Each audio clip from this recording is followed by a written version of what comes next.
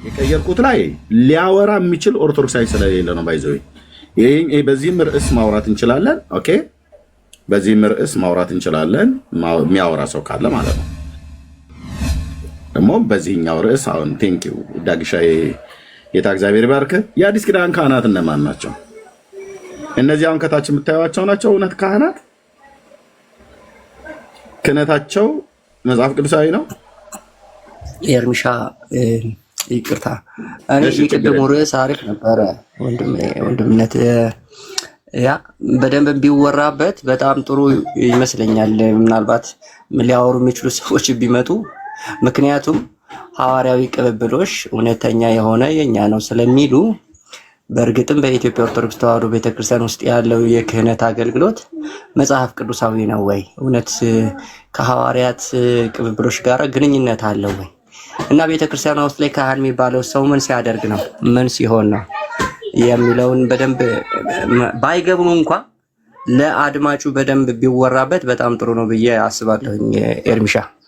ምክንያቱም በቤተክርስቲያኗ ውስጥ ሰው ካህን የሚሆነው አንድ ሰው እንደሚታወቀው የቆሎ ትምህርት ቤት አለ። እሱን ተምሮ የዲቁና ማዕረግ ይሰጠዋል።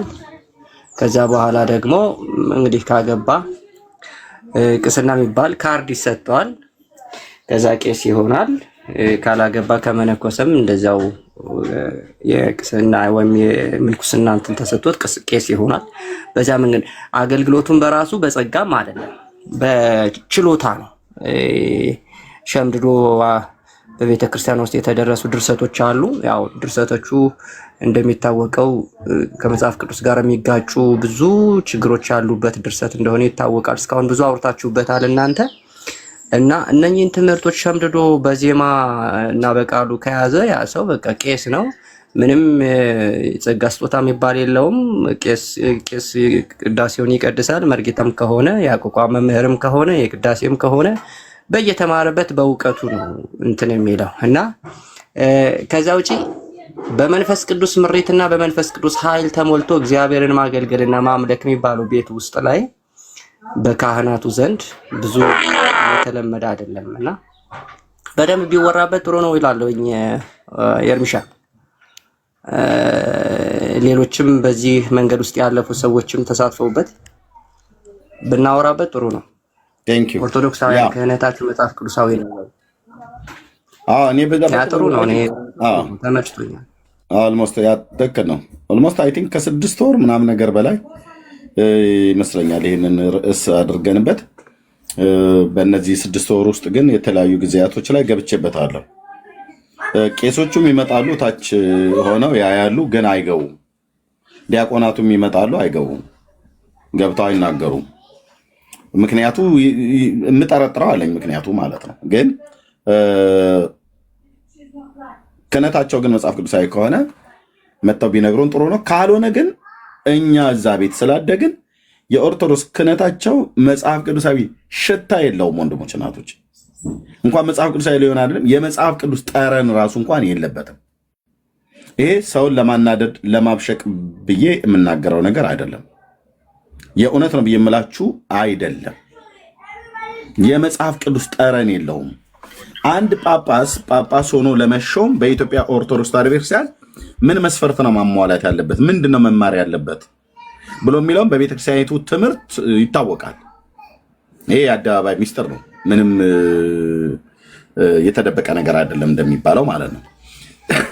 አንድ ካህን፣ አንድ ሊቀ ጳጳስ፣ ፓትርያርክም ሲሾም የሚሾምበት አለ፣ ጳጳስም ሲሾም የሚሾምበት አለ፣ ማነው ቆሞሳት ሲሾሙ የሚሾሙበት አለ፣ መነኮሳት ሲሾሙ የሚሾሙበት ሹመት አለ።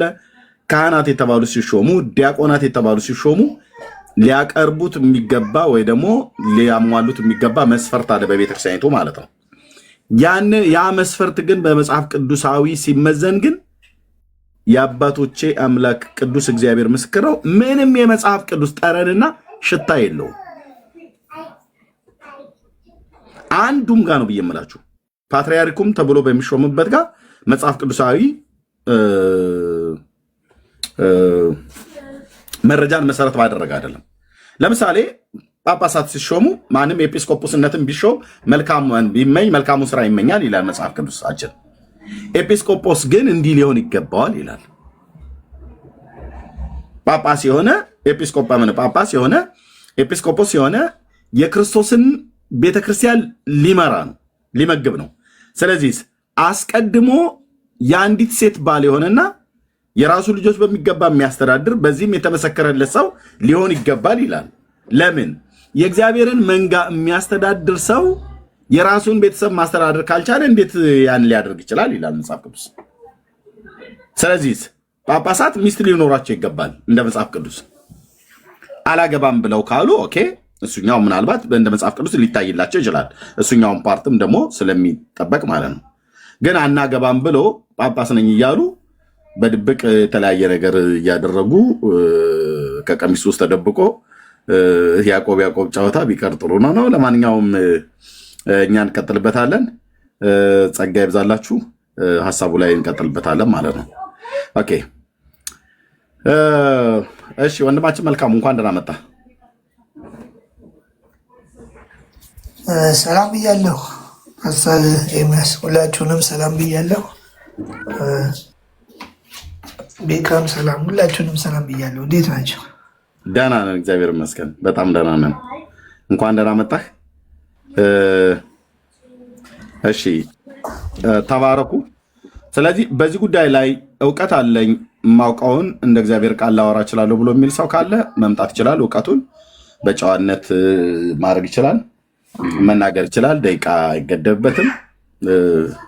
ስለዚህ እንቀጥላለን። ካልሆነስ ሰነፍ ሰው ከመጣ በስንፍናው መጠን ልክ እናወርደዋለን ማለት ነው።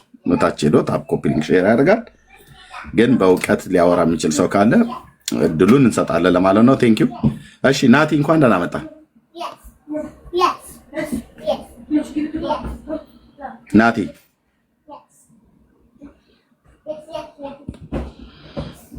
እሺ፣ ጸጋ ይብዛላችሁ። ስለዚህ እንቀጥላለን ማለት ነው። ኦኬ አሁን አገልጋይ የሆነ ቄስ፣ ዲያቆን፣ መነኩሴ መቼም ቆሞሳት እዚህ እንኳን አይመጡም፣ ግን ካሉም ቆሞስ አንድ ከዚህ ቤት መጥተዋል። ቆሞስ ግን በቃ ክህነት ነክ ነገር ያላቸው ሰዎች ወይም ደግሞ በነገረ መለኮቱ ዓለም ተምረናል፣ በደንብ የቤተክርስቲያኒቱን ነገር በጥልቀት እናውቃለን፣ ከታሪክም አኳያ በክርስቶስ ቤተክርስቲያን ላይ እንደዚሁም ደግሞ ከመጽሐፍ ቅዱስም አኳያ ብሎ የሚል ሰው ካለ ያ ሰው መምጣት ይችላል። የእውነት የእውነት የእውነት የእውነት አስምሬ ደጋግሜ አስምሬ ገና ሀሳቡ ላይ ትንተናው ሳልገባ የምነግራችሁ የኦርቶዶክስ ቤተክርስቲያን የክህነት አሿሿም መጽሐፍ ቅዱሳዊ አይደለም። አንዱም እንኳን መጽሐፍ ቅዱሳዊ ሊሆን አይደለም፣ የመጽሐፍ ቅዱስ ሽታና ጠረን የለውም። ሽታና ጠረን እንዳለው የሚያሳውቁን ሰዎች ካሉ ግን እነሱ ሲናገሩ እውቀታቸውን ለማሽተት የተዘጋጀንን ለመስማት ማለት ነው። መጽሐፍ ቅዱሳዊ መሆኑን አለመሆኑን ካስረዱን ማለት ነው። አንዱም አልኳችሁ ድቁናቸው መጽሐፍ ቅዱሳዊ አይደለም። የክህነት አሿሿም መጽሐፍ ቅዱሳዊ አይደለም። ምንኩስና ጭራሽ እንደውም እውነቱን ልንገራችሁ የምንኩስና ስርዓት የሰይጣን ስርዓት ነው። የእግዚአብሔርን የጽድቅ እውነት የሚቃወም ስርዓት ነው። ተስዓቱ ቅዱሳን የተባሉት አስገቡት ተብሎ የተባለው ወደ ምድራችን ማለት ነው። በቀጥታ የክርስቶስን መንገድ የሚቃወም ነው የምንኩስና ስርዓት ማለት ነው። ያመጡትም ሰዎች እዚሁ አለ። መጽሐፍ መነኮሳትም ስሬ ስላለ እናወራበታለን። የጵጵስናም ሹመት ተብሎ የሚባለውም ልክ እንደዚሁ ማለት ነው። ቆሞሳትን ቢሾሙ ጳጳስን ቢሾም መጽሐፍ ቅዱሳዊ መስፈርትን ያሟሉ ናቸው ወይ? በእንደዚህ አይነት አሁን ኦርቶዶክስ እንደምትሾመው ዲያቆናትን እንደምትሾመው ሰላም ሰላም ለዝክረ ስምኪ ሐዋዝ እያልን መልካ መልክን እየተማርን ሰዓታትን ቅዳሴን እየተማርን ዜማዎችን እየተማርን ልከኛ ድቁና እንደተቀበልኑ ሌሎችም ክህነትን እንደተቀበሉት በክርስቶስ አብያተ ክርስቲያናት ታሪክ ውስጥ የትኛው ቸርች ላይ እንደዚህ ይሰጥ ነበር? አሁን ቄሶቹ እንዳልኳችሁ መስቀል ይዘው አባታችን ጸበል እርጩልኝ፣ ቡራኬ ይስጡኝ፣ ይፍቱኝ፣ በረከቶት ትደርብኝ፣ ጸሎቶት ታግዘኝ፣ ቡራኬው ትድረሰኝ ብለው እንደሚሉ ከእጃቸው እንደዚህ አይነት የተመሳቀለ መስቀል እየሳሙ ደግሞ እነሱም በሚናደዱ ሳለ አስሬ ያለው እናም ደግሞ ፈትቻለሁ ብሎ በሚል የትኞቹ ሐዋርያት ነበሩ እንደዚህ ያደርጉ የነበሩት ከነ ድርጊቱ ጭምር ማለት ነው። ይህንን እንዲነግሩ እንወዳለን። እንግዳ ስለመጣ አይ ቲንክ እሱን ልጠይቅና ወደሚቀጥለው እንሄዳለን ማለት ነው። ኩስቴ ነው ኩስቴ ነው። እሺ እንኳን ደህና መጣ። ከየት ቤተ እምነት ነው ወንድማችን? እኔ ከአርባ ምንጭ ነኝ። ከየት ቤተ እምነት ነው? መካነ ኢየሱስ። እሺ ቴንኪው ወንድማችን ተባረክ። ኦርቶዶክሳውያኑን የጠራ ነው። ቴንኪው። እሺ ቴዲ ከመጣህ ሰላም በል። ከናን አንተ እኮ ነው የወረድከው። አይ ቲንክ ማን ነው አስወርዳው ነው ወይስ እንዴት ነው? ቴዲ የሚችል ከሆነ ሰላም በል፣ ከዛ እንቀጥላለን። እሺ የጌታ ጸጋና ሰላም ይብዛላችሁ ወንድሞች እህቶች፣ ሁላችሁንም በክርስቶስ ኢየሱስ ስም ሰላም ብያለሁ። ጥሩ ርዕስ ነው። ቅድም የነበረውም ያሁኑ ጥሩ ያስወራናል፣ ጥሩ ያነጋግረናል ብዬ አስባለሁ። ግን እንደተባለው ይገባሉ ወይ የሚለው ጥያቄ እንደተጠበቀ ሆኖ ማለት ነው። ጥርጣሬ ያለ አይደል? አዎ፣ ምክንያቱም ይሄ ቻሌንጅ ሊያደርጉት የሚችሉት ርዕስ አይደለም።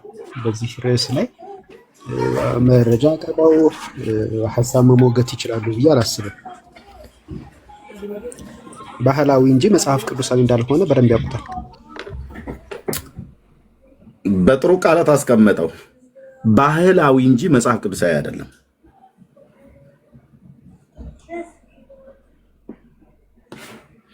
ታዲያ እንደዚህ ተብሎ ይባል እንደ ርዕስ የኦርቶዶክሳውያን ክህነታቸው ባህላዊ እንጂ መጽሐፍ ቅዱሳዊ አይደለም ይረዝማል። እንትን ሆነ አይደል? ዳጊን የአንድ ወር የቤት ስራ ከሰጠኑ ነው። እሺ አይ መጽሐፍ ቅዱሳዊ ነው ብሎ የሚል ሰው ካለ ይህንን ጉዳይ በሊቀ ማለት በኤጲስቆጶሶች ፍትሐ ነገሥቱ ላይም መጽሐፍ ቅዱስ ላይም አየውና ዲያቆኑም ሊቀ ጳጳ እንትኑ ኤጲስቆጶሱ ማግባት ይችላል። ማን የከለከለው ብዬ እንደውም ካጠናው በኋላ አንድ ቀን ርዕስ አድርጌ አንደኛ የሚገባም ሰው አጣ፣ የምወያየውም ሰው አጣው። በቃ ተውኩት። ኤጲስቆጶሱ ያገባል። ፍትሐ ነገሥት ላይም እኮ ነው፣ ሁለቱም ላይ። ጳጳስስ ያገባል እኮ ሊቀ ጳጳሱ ያው ጳጳስ አይደል? ሊቀ ጳጳስ። ስለዚህ ማግባት እኮ ማን የከለከለው አልኩ። የሆነ ወቅት ላይ እያገቡ ሲያበዙ እንደውም ማለት ይሄ እኮ እንደውም ባለፈው አንድ ሰው ወለደ ተብሎ ሲከሰስ ነበር። ታዲያ እየከለከሉ ለምን አይወልድም? ማለት መፈቀድ ለምንድን ነው? ከየት ነው የመጣው? አንድ ሰው እስከዛሬ ድረስ መልሳት የተሰጠኝ የለም። ይኸው ፍትሐ ነገሥቱም ተቀምጧል። ዲያቆኑ ሁሉ እኮ እዛ ጋር ያግባ ነው። እንደውም በጣም ራሳቸውን ቅድም አንድ ነገር ስጠቅስ ነበረ። ራሱን ያልገዛ ቤተሰቡን የማያስተዳድር ቤተክርስቲያንን ሊመራ አይችልም። ስለዚህ ሊቀ ጳጳስ ይኸው እኔ ከፈለጉ ማስረጃ ፍትሐ ነገሥትም አለኝ እና በዚህ ጉዳይ አነሳው። ግን እስካሁን መልስ በሆነ ወቅት ላይ ተከለከለ እና ማንም መልስ አጣው። ክህነት ደግሞ እኛ ራሳችን ካህን ነን፣ ለዛውም የንጉሥ ካህን ልጆች። ስለዚህ ክህነቱ አሁን አለ። ባለፈው እንደውም ቀሲሱ እኔን ተሰብስበው መዝሙር ያሬድ ምናምን ሲያወግዙኝ ከየት አምጥቶ ነው? አንደኛ ቀሲስ የሚባል በመጽሐፍ ቅዱስ አይኖር፣ ሁለተኛ ተሰብስቦስ ሊቀ እንትኑ ቃለ አዋዲው ሊቀ ጳጳሱ እንጂ እዚህ ያለ ቲክቶክ ላይ አይደለም ምንም ላይ ማውገዝ አይችልም ይላል። ከየት ወዲያው ደግሞ ውግዘት አላደረግንም ብለው በሌላ እንትን ደግሞ ተሰብስበዋል። ስለዚህ የክህነትም ጉዳይ የአባትም ጉዳይ የሊቃውንትም ጉዳይ እየተዘጋ ነው። ክርስቶስ ማቴዎስ 23 ላይ ዘግቶታል። ጭራሽ እንደውም አባት እንዳትሉ ነው ያለን። በቃ የለም፣ ምንም የለም። ቅድም ሽታውም ማልክ ምንም ነገር የለም። ስለዚህ ምንድነው የምናደርገው? አላቅም። ይህን ከዚህ በፊት አንስቼዋለሁ። ማንም ሰው አይፈልጉም፣ እንደዚህ አይነት ውይይት አይፈልጉም። የሊዲያ ልብ ተከፈተ አልተከፈተ ነው። ጦርነት የሚከፍቱት ስንት ጉዳይ እያለ እና ይሄ ነው። በዚሁ አጋጣሚ ወደ 335 ሰው ቢኖር ከጀርባ ደግሞ ብዙ ሺህ ህዝብ አለ እናውቃለን። ስለዚህ መጽሐፍ ቅዱስ ላይ የተጻፈውን በፈለገው መልኩ መሰረዝ አደጋ አለው። እንዳልከው ማለት ክህነቱ ላይ ምንም የለም። እኔ ዲቁናውንም አይቼዋለሁ። 2 ወንድሞች ዲያቆኖች ናቸው። የኔ አባትም እኮ ካህን ነው። ዘሮቼ ቀሲሶች ምናምን ናቸው። ግን ዝም ብዬ በመጽሐፍ ቅዱስና በራሳቸው በተለይ የቀደመው መጽሐፍቱን ስታይ አይገናኝም። እኔ ምን እንደሚሻል አናውቅም። ማለት እንደዚህ አይነት ውይይቶች እንዲነሱ አይፈለግም። ከእንትና ጋር ማነው ከታድሶ የተመለሰው ማን ነው? ባለፈው እንዲሁም ኮራፕሽን ተፈጠረበት የተባለው እሱ ገባ።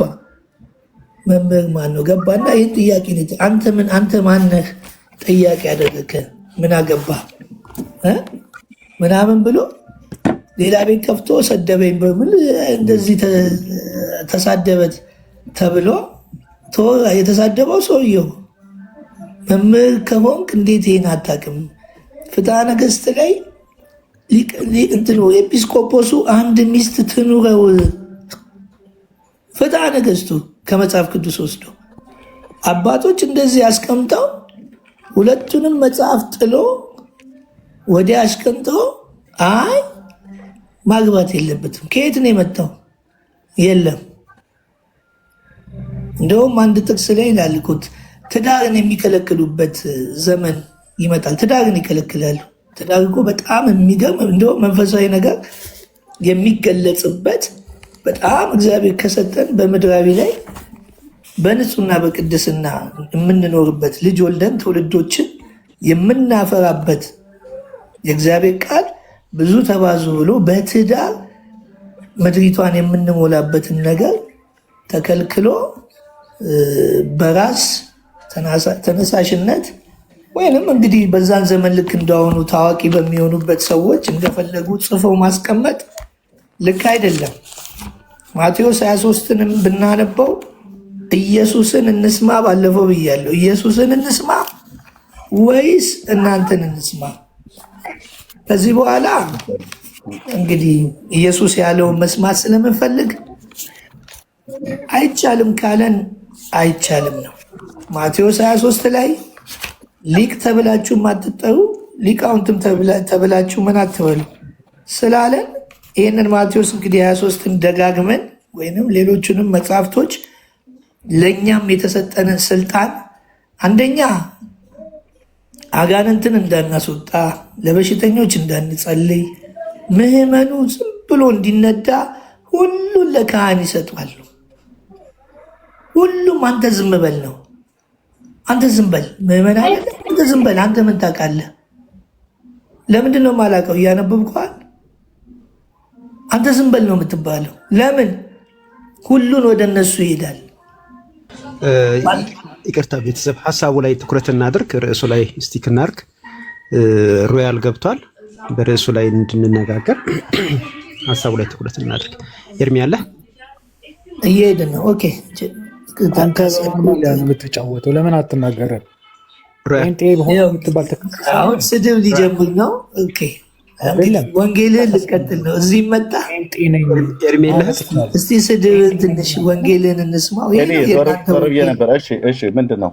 ምን ተፈጥሮ ነው? ቤቱን ምራ። ጤነኝ መስቀል፣ ትልቅ መስቀል አንገት ላይ አለ። ኦርቶዶክስ ከምተች ሮያል ቆይ፣ ቴንኪው እንኳን ደህና መጣችሁ። እንደገባህ መጣላት የለብህም። እሺ፣ እዚህ ቤት ሰውን መሳደብ አይቻልም። ኦኬ፣ በፍጹም አይቻልም። በእውቀት መሞገት አልሰደብኩትም። ራስን ለይ አውጣ ነው ያልኩት። በቃ ኦርቶዶክስ ነው፣ ኦርቶዶክስ ነኝ ብለዋል። መብቱ ነው። መስቀል አድርጎ አይደል እንዲ እኮ መስቀል እና ታዲያ ኦርቶዶክሳውያን መስቀል አያደርጉም እንዴ? በቃ አሁን በእውቀት መስቀልም ያድርግ፣ ታቦትም ተሸክሞ ይምጣ። እኛ ኦርቶዶክስ ብሏል። ኦርቶዶክስ ነው። ርዕሱ ላይ ነው ትኩረት ማለት ኦኬ፣ እንኳን ደህና መጣችሁ። ርዕሱን ምን ያውቃል እሱ? እውቀት የለው ምን የለው። እሺ እሱ እውቀት የለውም። ርዕሱን ከኤርሚያስ ጋር አውራ። እውቀት ካለው ከኤርሚያስ ጋር አውራ። እርሱን ተወውና ርዕሱን ያውራ። እንኳን ደህና መጣችሁ እህትየው፣ እንኳን ደህና መጣሽ። እንደዚሁም ወንድምነ ዳንዬ እንኳን ደህና መጣችሁ። ሮያል ወንድማችንም ከኦርቶዶክስ እንኳን ደህና መጣህ።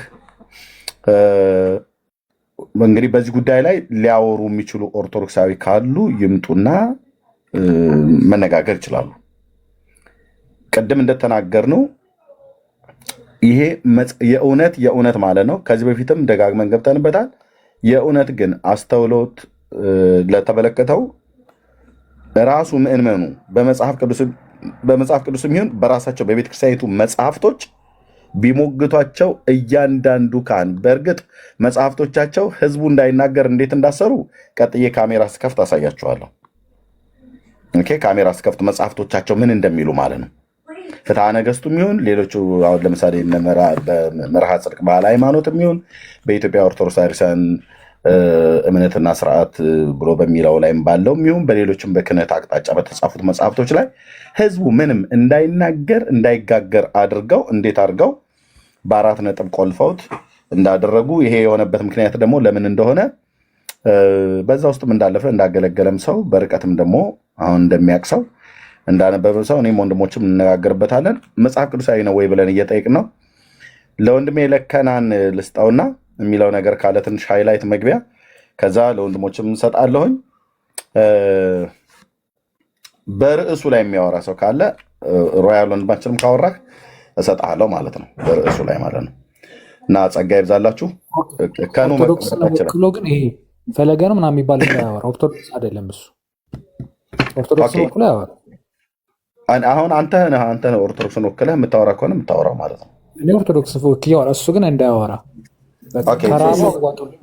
ውክልና ለአንተ ማን ሰጥቶክ ነው? ኦርቶዶክስ ኦርቶዶክስ አይደለም የምትለው ማን ሰጠህ? አንተ ሊቀ ጳጳስ ነህ? ማን የሰጠህ? ማን መብት ሰጥቶ ነው? እንትና ኦርቶዶክስ ነው እንትና አይደለም የምትለው? አንዳንድ ሰው በእውቀት አውራኝ እስኪ። ኤርሚያስ ሁለታችንን አስወራን፣ እንደው ሁለታችንን አውራን። እሺ እኛም በኋላ ስለማታስወሩን እንደ በትንሹ 5 ደቂቃ ስቲል ስጣችሁ አውሩበት በርዕሱ ላይ ሁለታችሁ ማለት ነው። ዝም በሉን ብዬ ከማፍን አውራው። ሮያል ፈለገ ጳውሎስን አውራው። በቃ ያውራ፣ እሱ ይቅደም። ምክንያቱም በችግርም በእድሜም ይበልጠኛል። ስለዚህ እሱ ያው ይጀምር። አይ አብራችሁ ኮንቨርሴሽን ነው የምታደርጉት። ምን ዲቤት ፈልገህ ነው ከሱ ጋር? ኦርቶዶክስ አይደለም። ስለዚህ ያወራ እኮ አልኩ። እኔ ኦርቶዶክስም ይሁን ጴንጤም ይሁን ሙስሊምም ይሁን በርዕሱ ላይ አውሩ ነው ያልኩት። አሁን ቅድሚያ አሁን እንግዲህ ንግግራችሁን ስለሰማው ሁለታችሁንም ዝም በሉ ብዬ አፍኛችሁ እኛ ዝም ብለን ከምንናገር በመጀመሪያ የምትናገሩት ነገር ካለ አንተ ነህ ስትገባ ኦርቶዶክስ አይደለም ብለዋል፣ ጠይቀው አውሩ። ትችላለህ። ኦርቶዶክስ ቤተክርስቲያን ሐዋርያት ቅብብል የመጣቸው አንድ 2-3 ጥቅሶችን እንትንንና አቆማለሁ። የመጀመሪያ ክህነት ለምሳሌ ጢሞቴዎስ ምዕራፍ 2 ቁጥር 9 ላይ እናንተ ግን ከጨለማ ወደሚደነቅ ብርሃን የጠራችሁ የእሱ በጎነት እንድትናገሩ የተመረጠ ትውልድ፣ የንጉሥ ካህን፣ ቅዱስ ሕዝብ፣ ለርስቱ የተለየ ወገን ናቸው። ክህነት ለአማኝ ተሰጥቷል። ክህነት ለአማኝ ተሰጥቷል። አማኞች ካህናት ናቸው። ይሄ መጽሐፍ ቅዱስ ይሄንን ለማፈን ክህነቱን ለሌሎቹ ብቻ ስለተሰጠ ሁላችንም ካህን ነን። ሌላው ደግሞ በዚህ መልስ ከሰጠበት እጠይቀዋለሁ።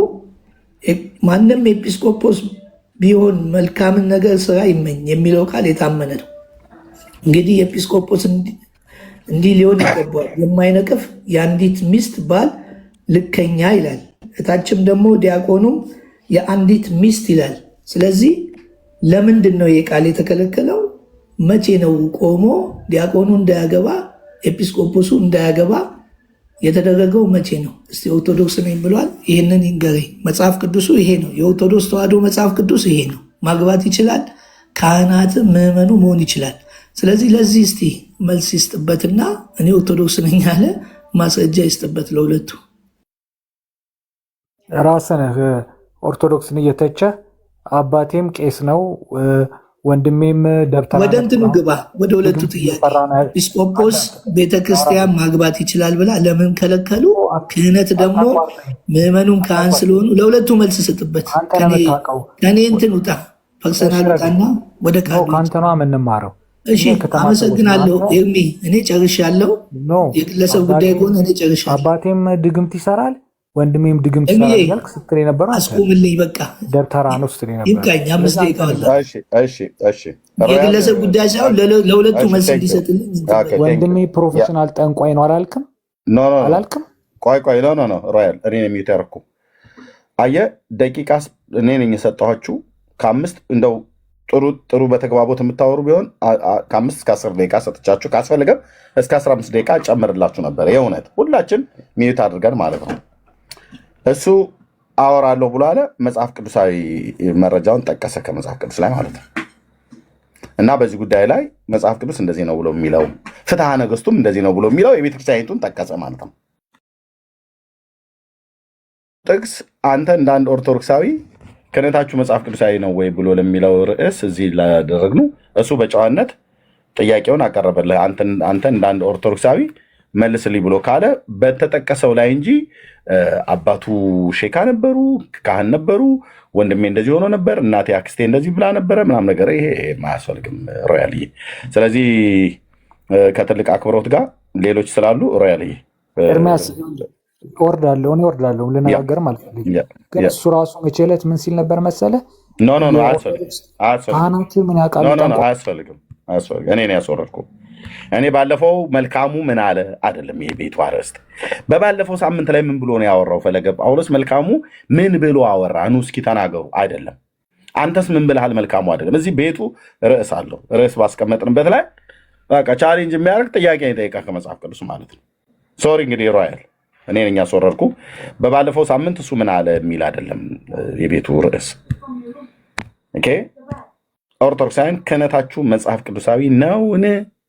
ይሄ ነው ጥያቄ። አዎ መጽሐፍ ቅዱሳዊ ነው ብሎ የሚል ሰው ካለ ገብቶ በእውቀት ይናገር ነው።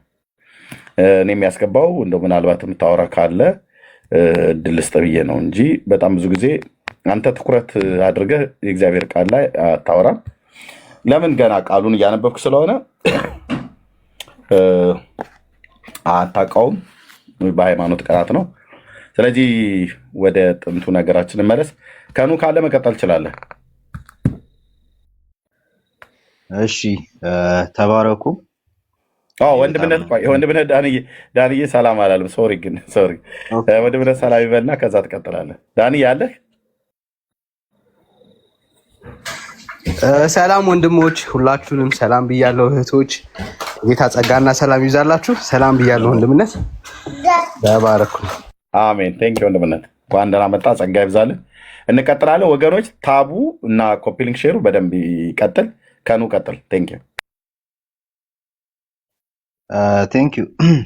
ከታች ያላችሁ ወገኖች ይሄ በጣም ወሳኝ ርዕስ ነው። እኔ እንደውም ተቀጥቅጦ መሰራት አለበት ብዬ ማስበው ርዕስ ነው።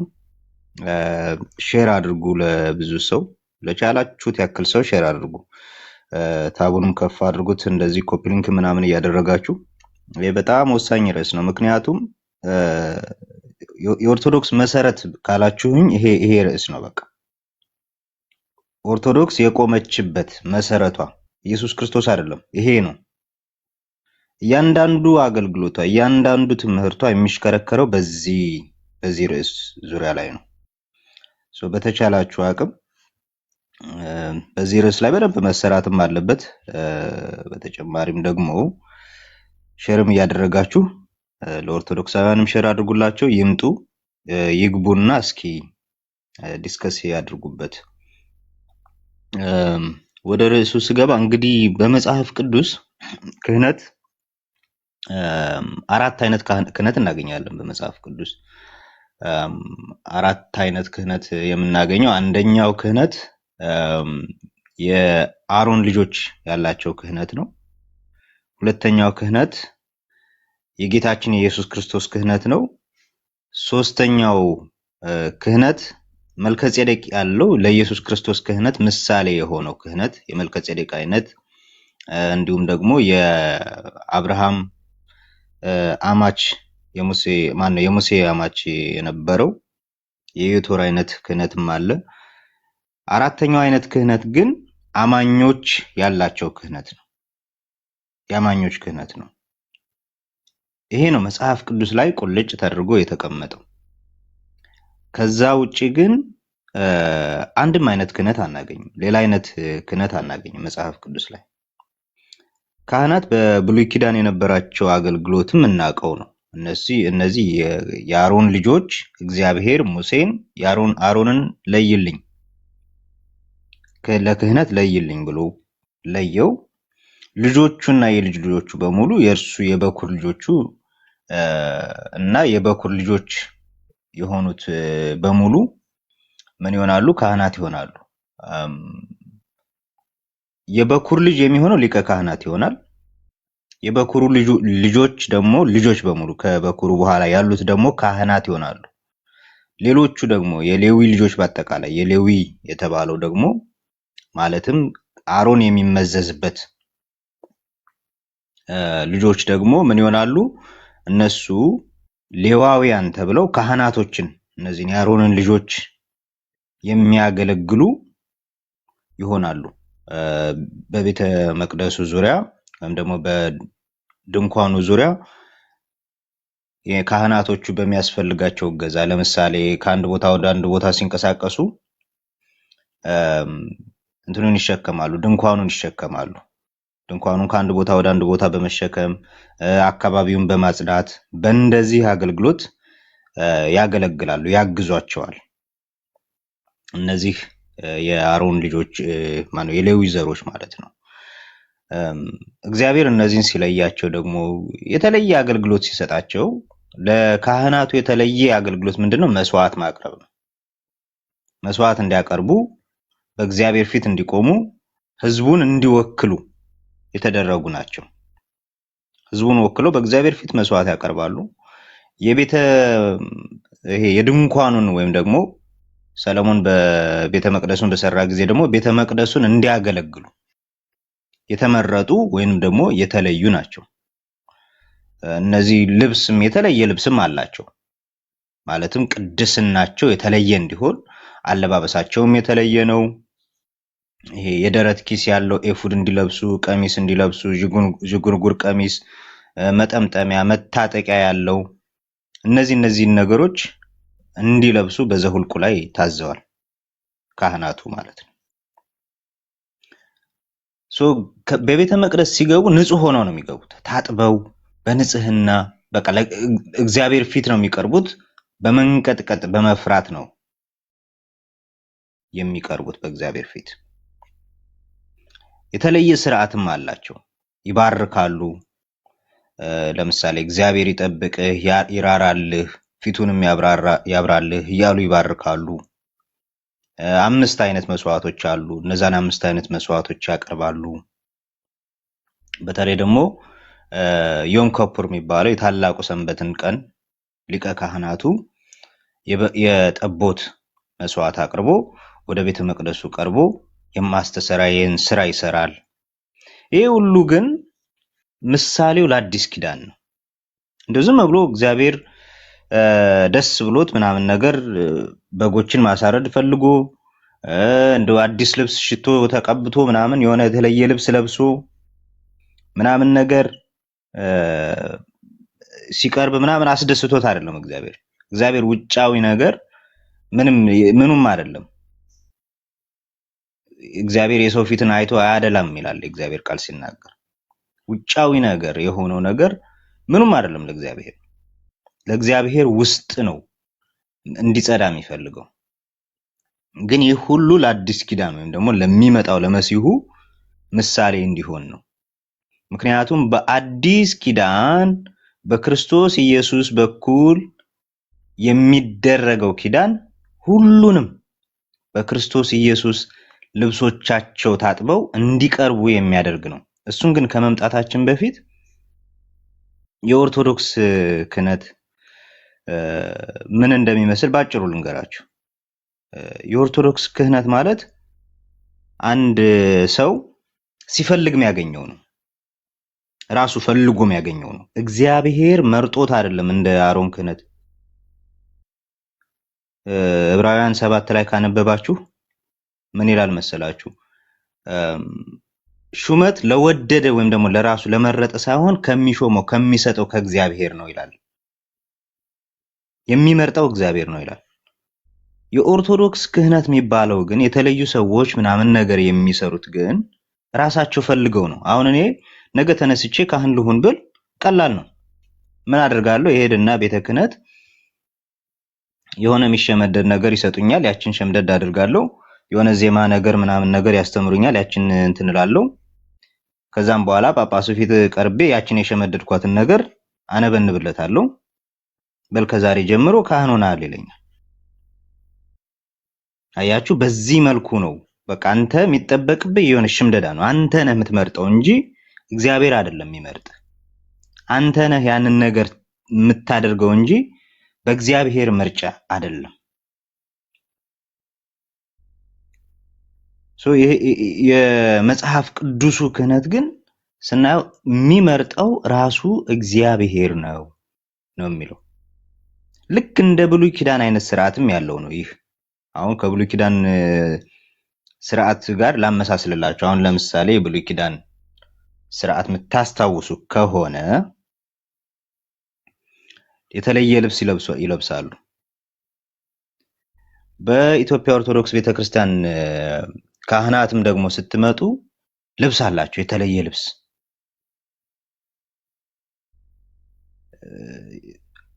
በሚቀድሱበት ሰዓት የሚለብሱት፣ በፍትሐት በሚያደርጉ ሰዓት የሚለብሱት የተለየ ልብስ አላቸው።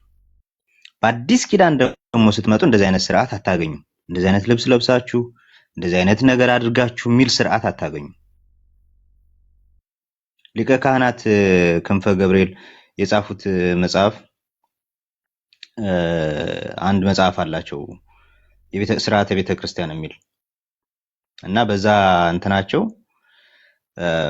ካህናት ስለሚለብሱት ልብስ በደንብ ዝርዝር ያስቀምጣሉ። በቃ እንደዚህ አይነት ልብስ ነው መለበስ ያለበት በእግዚአብሔር ፊት ለመቅረብ ብለው እንትን ይላሉ። በአዲስ ኪዳን ግን እኛ የአዲስ ኪዳን ካህናት ወይም ደግሞ እውነተኛው ክርስቲያኖች ምንድን ነው ልብሳችን የተባለው? ክርስቶስን ለብሳችኋል ነው የተባልነው። እኛ ልብሳችን መንፈሳዊ ነው፣ ውጫዊ አይደለም፣ ውስጣዊ ነው። ውስጣችን ለብሷል። እግዚአብሔር እንደ ድሮ ውጭን ማየት አቁሟል።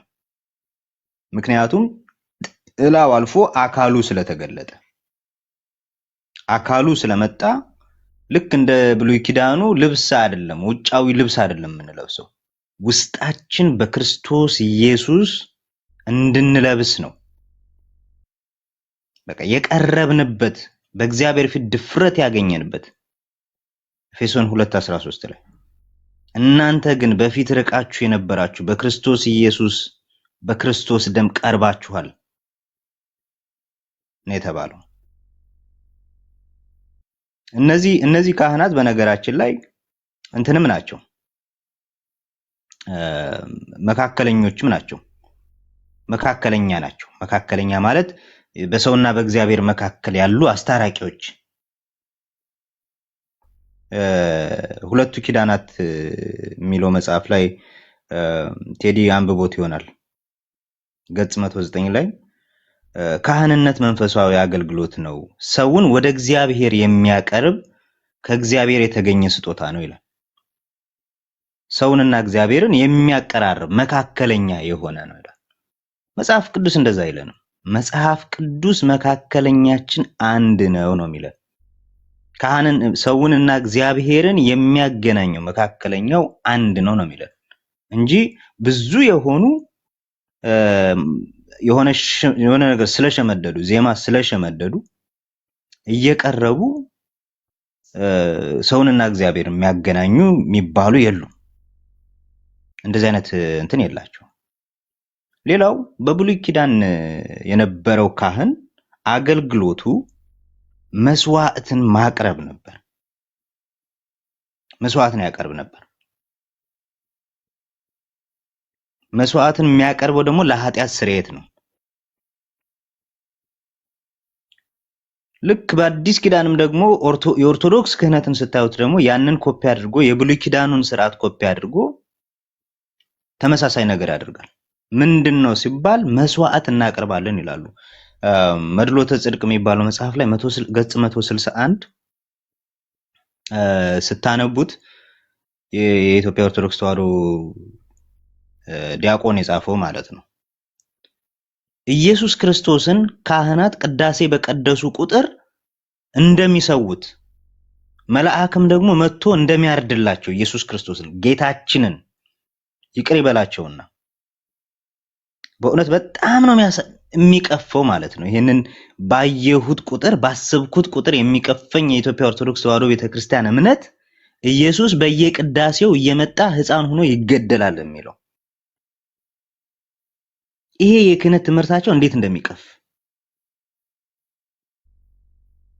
ይመጣና በጻሕል ላይ ይቀመጣል ወይም ደግሞ ሳህኑ ላይ ይቀመጣል ይላል። ሳህኑ ላይ ይቀመጣል ጌታ ኢየሱስ። ከዛም በኋላ ካህኑ በጻሕሉ ላይ እጁን ሲያኖርና ሲቀድስ ወይም ደግሞ ሲፈትተው ይላሉ። ሲፈተፍተው ቢሉ ይሻላል። ከዛ ጌታ ኢየሱስ ልክ እንደ ሕፃን ልጅ ሆኖ ከሰማይ ይወርድና ጻሕሉ ላይ ይተኛል። ወይም ጻሕል ማለት ሳህን ማለት ነው። ሳህኑ ላይ ይተኛል ሕፃን ልጅ ሆኖ ራቁቱን ይተኛል። ከዛም በኋላ መልአክ ይመጣና ጌታ ኢየሱስን ያርደዋል። ሎቱ ስብሐት ማለት አሁን ነው። እውነት የሆነ ስናገረው ራሱ ቀፈፈኝ። በእያንዳንዱ በየቤተ ክህነቱ በየቤተ ክርስቲያኑ በኦርቶዶክስ ቤተ ክርስቲያን በእያንዳንዱ ቅዳሴ በተደረገ ቁጥር ጌታ ኢየሱስ እየመጣ ይገደላል፣ ይታረዳል ብለው ነው የሚያምኑት። ከባድ ቀፋፊ ትምህርት ማለት ነው። ይታረድና ከዛም በኋላ እጃቸው የካህናቶቹ እጃቸው በኢየሱስ ክርስቶስ በደሙ ይርሳል፣ ይረሰርሳል። ይሄን ሲናገሩ ራሱ እንዴት በቃ የሆነ እየጎመጁ ነው። ይሄ የደም ጥማት ልክ አይሁድ ጋር እኩል የደም ጥማት ያለባቸው ካህኑ በእጁ በኢየሱስ ክርስቶስ ደም ይረሰርሳል። ምን ስለሆነ ጌታ ኢየሱስ መጥቶ ስለተገደለ ማለት ነው። ልክ እንደዚሁ በብሉይ ኪዳን እንትን እንዳደረገው መስዋዕት ያቀርቡ እንደነበረው እንደዚሁ አሁንም ደግሞ መስዋዕት እናቀርባለን ብለው ነው የሚያምኑት። በዚህም ደግሞ የኃጢአት ስርየት ማድረግ እንችላለን ይላሉ። እዚሁ ሁለቱ ኪዳን መጽሐፍ ላይ የክህነተ ሐዋርያት ስልጣን ፍጹምነት ኃጢአተ ምእመናንን ማስተሰረይ ብቻ ሳይሆን የእርሱን ቅዱስ ስጋና ክቡር ደም እየፈተቱ ለመመን ማቅረብ ነው ይላል። ስለዚህ ኃጢአትም የሚያስተሰረዩ ናቸው በእግዚአብሔር ፊት የሚሉ ነው ብለው ነው የሚያስቡት። በአዲስ ኪዳንስ እንግዲህ ከጴጥሮስ በላይ ሰው አለ ወይ? ከጴጥሮስ በላይ እንደው ክህነት ተሰጥቷል፣ ለየት ያለ ክህነት ለሰዎች ተሰጥቷል ከተባለ ከጴጥሮስ በላይ የሚሆን የለም። የሐዋርያት ሥራ ምዕራፍ 8 ላይ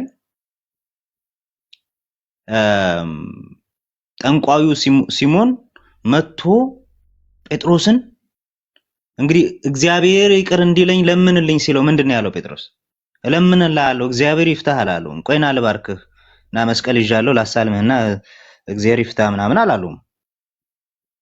ማይሰራ ኃጢአት እግዚአብሔር ይፍታህ ምናምን ብሎ አላከውም።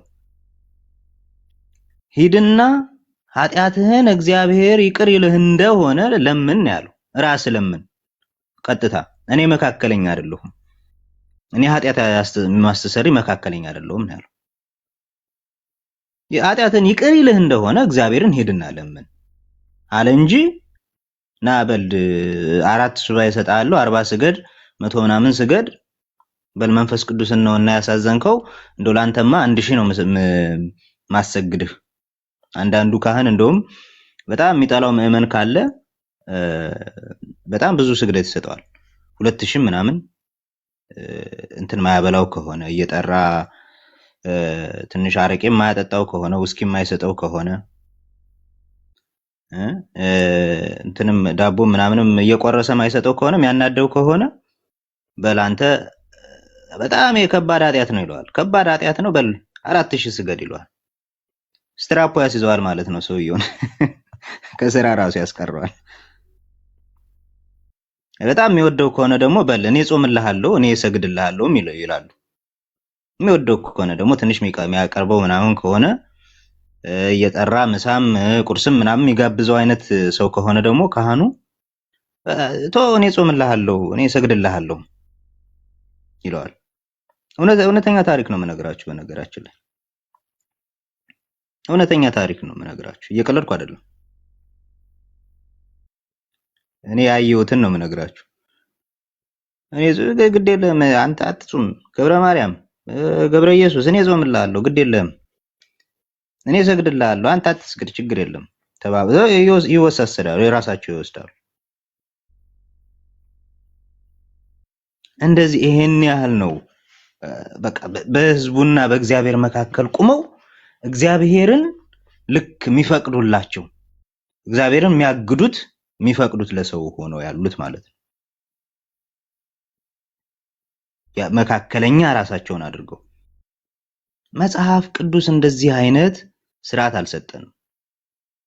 እንደው በትንሹ ለሙታን እስከ መጸለይ ለሙታን ይጸልያሉ።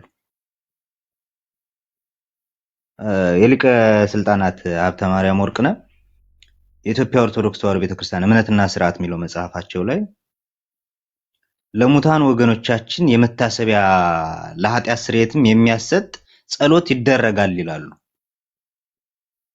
ለኃጢአት ስርየት ለማን? ለሞተ ሰው የኃጢአቱን ሊያስተሰርዩ ተሰብስበው ሬሳውን ከበው እንደውም አንዳንዴ እርግማን ሁሉ ይራገማሉ። ጸሎት ሊያደርጉ ተሰብስበው እርግማንም ይራገማሉ። ለይሁዳ የተባለውን ርስቱን ይውሰድበት ይጥፋ ምናምን የሚለውን ሁሉ በግዕዘኛ ይደግሙበታል። ህዝቡም አሜን ይላል። ሬሳውን ከበው ማለት ነው። ፍትሐት ፈተው ሊያስወጡት ከሲኦል እነማን? እነዚህ ዜማና የሆነ ነገር ሸምድዶ መጥቶ ማለት ነው። መጽሐፍ ቅዱስ ግን እንደዚህ አይነት ነገር አናገኝም። የሉቃስ ወንጌል ምዕራፍ 16 ላይ በእኛና በእናንተ መካከል ታላቅ ገደል አለ ነው ያለው። አብርሃም ባይኖር እኮ አብርሃም ምን ፈልጎ ነበር ማለት ነው? ባይኖር ችግር የለውም ብትመጣ ደስ ይለኝ ነበር፣ ግን አንችልም፣ እኛም ወደ እናንተ መምጣት አንችልም፣ እኛም ደግሞ እናንተም ደግሞ ወደኛ መምጣት አትችሉም ነው ያለው አብርሃም። እንዴ አብርሃም ለዛ ሰው እኮ ያዝኖለታል እኮ ያዝንለታል። አብርሃም ማስወጣት ያልቻለውን ከሲኦል እዚህ የሆነ ግዕዘኛ ሸምድጄ ስላነበነብኩ አስወጣዋለሁ ብሎ ማለት በጣም ከባድ እኮ እንትን ነው፣ ድፍረት ነው። ብቻ ላለማስረዘም መጽሐፍ ቅዱስ ሁላችንንም የኃጢአትን እንትን ስለ ሐዋርያት አፖስቶሊክ ሰክሰሽን ስለሚለው ወደኋላ ደግሞ እናወራበታለን። ለጊዜው በዚህ ልጨርስ። ተባረኩ። ቴንኪዩ ብራዘር። እንደዚህ በመረጃና በእውቀት ሲወራ እንዴት ደስ ይላል። ኦኬ እንግዲህ ሌሎችም ወንድሞች በዚህ ጉዳይ ላይ ትናገራላችሁ። መጽሐፍቶች አሉ ዛሬ ብቻ ገልጠን ማንጨርሳቸው። ይህንን ርዕስ ግን ጌታ ይረዳናል። ቴዲዬም አንተ ጋር ባለ መረጃ ተዘጋጅበት። ዳንዬም እንደዚህ ዳግሻም ከኑም ካለህ በደንብ ተዘጋጅበት። እኔ ጋር ወደ 3 መጽሐፍቶች አሉ። ሌሎችም በዚህ ጉዳይ ላይ የሚናገሩ መጽሐፍቶች ይኖሯችኋል ብዬ በደንብ ገምታለሁኝ፣ ደግሞ ማምናለሁ። ይሄ ነገር በደንብ አድምተን ነው የምንናገረው ማለት ነው፣ የእውነት ለመናገር እና ከዚህኛው ቀጥሎ በዚህ ማለት ነው። በዚህኛው ኦኬ ያኛው መጽሐፍ ቅዱሳዊ መሆኑ መጽሐፍ ቅዱሳዊ አለመሆኑን ካሳየን በኋላ ህዝቡ ስለሚሰማ ዩቲዩብም ላይ ስለሚቀመጥ ኦኬ ታዲያ አሁን ባለንበት በአዲሱ ኪዳን በሚሻለው ኪዳን ውስጥ የአዲስ ኪዳን ካህናት እነማን ናቸው ታዲያ? የኦርቶዶክሱ ካህናት ክህነታቸው መጽሐፍ ቅዱሳዊ አይደለም ብላችሁ ካላችሁ ታዲያ በአዲስ ኪዳን ካህን የለም ወይ ብሎ የሚል ጥያቄ ህዝቡ ዘንድ ቢያጭር ተገቢ ነው ብሎ የሚለውን ነገር እናነሳለን። መጽሐፍ ቅዱስ በዚህ ጉዳይ ላይ ምን ይመልሳል? ምን ይላል? የአዲስ ኪዳን መጽሐፍት ስለ ክህነት ምን ብሎ ያስተምራል? ካህናት ታዲያ እነማን ናቸው? ያንንስ ከማን ተቀበሉት ብሎ የሚለውን እናያለን ማለት ነው። ስለዚህ ግን ይሄኛውን በደንብ አድምተንበት ከተናገርን በኋላ ነው ወደዛኛው የምንመጣው። በተከታታይ በዚህ እንቀጥልበታለን። ከቻላችሁ እዚህ ያላችሁ ወንድሞች እንደው መቼም ቤት በምትከፍቱ ሳለ እንደነ ወንድምነት አይነቶች ወንድሜ መልካሙ ከከፈትክ በዚህ ርዕስ ላይ ቤት ከከፈትክ እንመጣለን የሚመጡ ከሆነ ማለት ነው። እና ቤት ግን ወንድምነት እንዳንየም ስላለ አሁን የከፈትኩ ስላለ በተለይ አንዳንዴ ብትመጣ መልካም ነው ማለት ጦርነቱ አሁን ምንድን ነው እንደሰሙ እያዩኝ እንደዛ እየመሰልኳቸው እኔ በእድሜ የሚሆን በእውቀትም በተለያየ ነገር ራሴን አምኜ ፕሮቴስታንትን ለማስደሰት ኦርቶዶክስን ለማናደድ የሚል ባህሪ ማንነትም የለኝም። ላመንኩበት ነገር ዋጋ ከፍላለሁ። በፊትም እየከፈልኩ ነው የምኖረው። አይገናኝም እኔ ጋ እና ምንድን ነው አሁን የጀመርኩት የምስራቹን ወንጌል በጣም ተያይዘን ባይለኛው ይታወቀኛል። እንዴት የእግዚአብሔር መንፈስ በጣም እኔ እንጂ አሁን እኮ ራሴንም ማወቅ አቅቶኛል። ምንድን ነው የተፈጠረው በሕይወቴ ላይ? ምን አይነት ለውጥ ነው ማለት የእግዚአብሔር መንፈስ ምን እያሰብ ማለት ለራሴ እየደነቀኝ ነው ማለት በጣም ትሁትም አድርጎኛል። የሁሉ ስድብ የሁሉ መዓት አሁን እሑድ ቀን በቤተ ክርስቲያን ፋዘር በሚያገለግልበት ንስሐ አባት ሰብስበው የማውገዝ ፕሮግራም አላቸው። ችግር የለውም። ከልቤ የማይወጣ ኢየሱስ ክርስቶስን ከሰው ብርቅ ምንም የሚደንቀኝ ነገር የለም። ግን ሊያዝኩት ነገር ከምሬ ነው። እኔ የእግዚአብሔር መንፈስ በጣም በኃይለኛው እየሰራ ስለሆነ ከምር ተያይዘን መስራት አለብን። በቃ ለዚህ ነገር እስከ ህይወት መስዋዕትነት ከፍላለሁ ብዬ ቆርጬ እስከተነሳው ድረስ በጸሎት በተለያየ ነገር እኔ ከሃይማኖት ከወይንም ከእንትን አይደለም ጉዳይ በቃ ትልቅ ስራ የወንጌል ስራ መሰራት አለበት ብዬ ስለማምን እየመጣን ለሰዎች አስፈላጊውን ሆነ ትናንት እንደውም በብዙ ማለት ሰሞኑ ጥሩ ነው እያቀረብኩ ያለሁት። ይህንንም አጠናከን ብንቀጥል አሁን እያየሁ ነው። በሌላ ሞባይል ሰሙ ልክ እውቀት እንዳለው ሰው የሆነ ነገር ይለፈልፋል። እንግዲህ ከኔ ጋር አንድ ቀንም ቁጭ ብሎ የማያወራ ሰው ነው እና ምን ልል ነው ጠንከር አድርገን ቤተክርስቲያን በጣም ሚሊዮን ህዝብ ይፈልገዋል። ቤተክርስቲያንም ውስጥ ያሉ በብዙ ጎኑ እግዚአብሔር ይመስገን አንዳንዱም ደውሎ በቃ በርታ ተያይዘን ግን እዚህም ያለውን ነገር እንላለን ብለዋል። እግዚአብሔር ሊረዳን ነው። እንግዲህ ሪቫይቫሉ እግዚአብሔር ካለ በእኛ ዘመን ቢነሳና ኦርቶዶክስ ተዋሕዶ ወደ ወንጌሏ ተመልሳ ሌሎችንም ይዛ ወደ ዓለም የምትወጣበት ጊዜ ሩቅ አይመስለኝም። ስለዚህ እየመጣችሁ እኔ ጋም እኔም እመጣለሁ፣ እንያያዝ ነው። ሌላ ምንም አላማም እቅድም ምንም ፕሮግራም የለኝም። ማለት ማንም እንደሚያስበው አላስብም፣ ጉዳይም አይደለም። ላመንኩበት ነገር ግን ችግር የለብኝም። ስለዚህ ዛሬ በኋላም እከፍታለሁ፣ ሌሎችም እየመጣን እንያያዝ። በቃ እኔ እግዚአብሔር መንፈስ በኃይለኛው እኔ ለራሴ ገርሞኛል። ማለት ምንድን ነው የተፈጠረብኝ በሕይወቴ ማለት አሁን የምናገረውን ሁሉ እኮ አንዳንዴ አላውቅም ምን እንደተፈጠረ አላውቅም። መጽሐፉም ራሱ የወንጌል የፍቅሩ የክርስቶስ የፍቅሩ መንፈስ በመንፈስ ቅዱስ ፈሰሰ የሚለው ነገር በቃ ዝም ብሎ ይፈስብኛል። እየሆነ ያለው ነገር ለእግዚአብሔር እንተወውና እንበርታ። ትልቅ ሪቫይቫል እየተነሳ ነው። በጣም እስኪደንቀኝ እስኪገርመኝ ለራሴ እኔ ፈንጂ አብካኝ አይደለሁም። ፈንጂ አብካኝ ከስህተቱ ላይ መለስ ይችላል። ፈንጂ የሚያበክን አንዴ ከፈነዳ ፈነዳ ነው። እኔ አሁን እየሆነብኝ ያለው የእግዚአብሔር መንፈስን ምን እንዳደረገኝ አላውቅም። ማለት ምንድን ነው የሚሆነው? እውነት ዝም ብሎ ይፈሳል። እውነት ነው፣ የምናገራት በሙሉ እውነት ነው። ስለዚህ መንፈስ ቅዱስ በህይወቴ እየተናገረ ነው እሱ እንጂ እኔ አይደለሁም። እኔን ካያችሁኝ ከብዙ ጎን ከታች ጀምሮ ብታዩኝ በስህተት በኃጢአት በብዙ ነገር ድካም ያለብኝ ነው። አሁን ግን የእግዚአብሔር መንፈስ እየተናገረ ነው፣ እኔ አይደለሁም። ስለዚህ እንዲያዝ ኤርሚ በጣም ቴንኪው። ቤት ምንትን ያው አንተ ቤት ደግሞ መምጣት እዛ ቤት አደጋ ነው፣ ግን ተያይዘን እንቀጥላለን። እግዚአብሔር ይመስገን። በጣም አመሰግናለሁ ችን ጊዜ ስለሰጠኝ።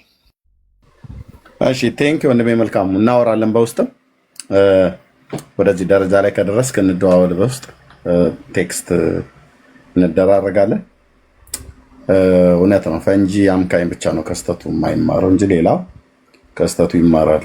በእርግጠኝነት ከልጅነት ጀምሮ የቀመስከው እግዚአብሔር ፍቅር በክርስቶስ ኢየሱስ በልብህ የፈሰሰ ያ እውነት አለ። ሌሎች ውስጥም ያ እውነት አለ። ያው ሀሳባቸው ሲካሰስባቸው ብሎ እንዳለ ቅዱስ ጳውሎስ የምድራዊ ነገር የስጋ ነገር ከመንፈሳዊ ነገር ጋር እየተጋጨባቸው ካልሆነ በስተቀር እየሰማናቸው እኮ ነው። አንዳንዴም ጠጥተው የሚሆን ሳይጠጡ ዙሪያቸው ጭልምልም ሲልባቸው በሰዎች ማጀብ ውስጥ ሆነው የክርስቶስ ፍቅር ናፈቀኝ እያሉ ሚዲያ ላይ እኮ ሲያለቅሱ እያየናቸው ነው። ጠረኑ ናፈቀኝ ጌታ እያሉ ማለት ነው። በምንም አይነት መልኩ አይወጣም። በተቀመጡበት ካፌና ሬስቶራንት ውስጥም ሲያለቅሱ ሁሉ ጭምር አይተናቸዋል። ካሜራ ከፍተው ምን እንደሆንኩ አላውቅም ግን በጣም ብለው ሲያለቅሱ ሁሉ አይተናል። እና እነሱ ላይገባቸው ይችላል፣ እኛ ግን ይገባናል። እና በመንፈስ ቅዱስ በልባችን የፈሰሰ የክርስቶስ ፍቅር ያ ነው። እና ያንን ደግሞ በፍጹም ሰው ሕሊናውን ካልጣለ በስተቀር ዲናይ ሊያደርገው አይችልም። አንተ ወንድማችን ነህ። በባለፈው በተሳሳትክበት ላይ በጌታ ፊት ጨርስ። ወንድሞችንም ደግሞ በጌታ ያመኑትን ወንድሞችና እህቶችንም ይቅርታ መጠየቅ ባለበት ነገር ላይ ጠይቅ። ወንድማችን ነህ፣ የተባረክ ክርስቶስ ኢየሱስ በደሙ የገዛህ ነህ። የተለያየ ሊሆን ይችላል እንጂ እኛም በየመንገዳችን እኮ በአንድም በተዘዋዋሪ መንገድ የተሳሳትንባቸው የተጸጸትንባቸው ጊዜዎች ነበሩ እና ዌልካም ነው ብለን እንለው። ቴንኪው። በውስጥ እናውራ፣ እዛ እንመጣለን። የወንጌል ልብ ካላቸው ሰዎች ጋራ ለማገልገል አላማ ካላቸው ሰዎች ጋራ ለማገልገል ወደኋላ ወደፊትም አንልም ለማለት ነው። ቴንኪው ወንድማችን። ኦኬ ዳግሻ ትችላለህ። ለአንተ ቅድሚያ ስጠህ፣ ከዛ ለቴዲዬ፣ ከዛ እንደዚህ ለወንድምነት ለዳንዬ እንደዚህ አድርገን ለቤካም ለእህትዬም ሰጣታለሁ። ዳግሻ ትችላለህ። ስራ ቦታ ላይ እንዳለ አውቃለሁ። እሺ አንደርከቨር ከየት ነው? ሰላም ላንተ ይሁን። ሰላም ለሁላችሁ። እሺ ደህና ነኝ። ከየት ቤተ እምነት ነው?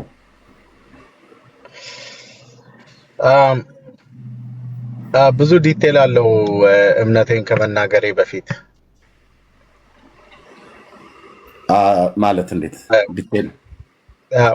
ብዙ ጊዜ መጥቼ የሆነ ነገር ሼር ለማድረግ ፈልግ ነበረ። ያው ብዙ ሰው ለመቀበል ይከብደዋል። በሆነ ምክንያት የሆነ ጊዜ ሞትን አይቼ ነበረ። ለተወሰኑ ጊዜያት ሞቼ ከሞት በኋላ ነፍሴ ከህይወት የተነጥላ የሆነ ኤክስፒሪየንስ ነበረኝ። ተደብቄም ሶሻል ሚዲያ ላይ የምወጣበት ምክንያት አንዳንድ ነገሮች ከጀርባ እየተሰሩ የሪሰርች ከሚሰሩ ካምፓኒዎች ጋር የሆነ ነው። ቤተ እምነት ከየት ነው ያልኩህ ወንድማችን? ምንም እምነት የለም። ከማንም ጋር ምንም እምነት ሳይሆን የባህል ተውሶ ነው ያለኝ።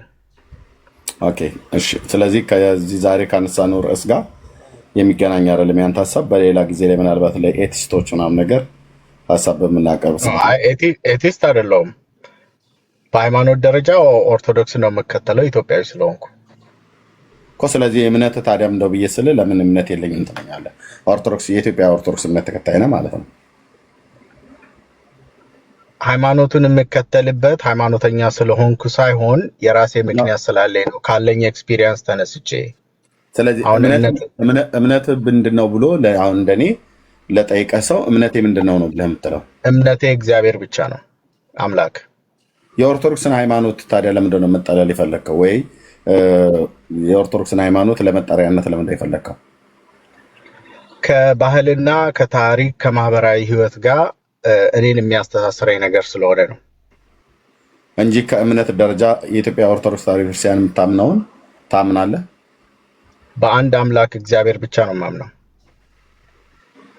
እሺ፣ ከቅድስት ድንግል ማርያም ማን ነው የተወለደው? ኢየሱስ ክርስቶስ። እሱ ማን ነው? እግዚአብሔር ነው ወይስ ማን ነው?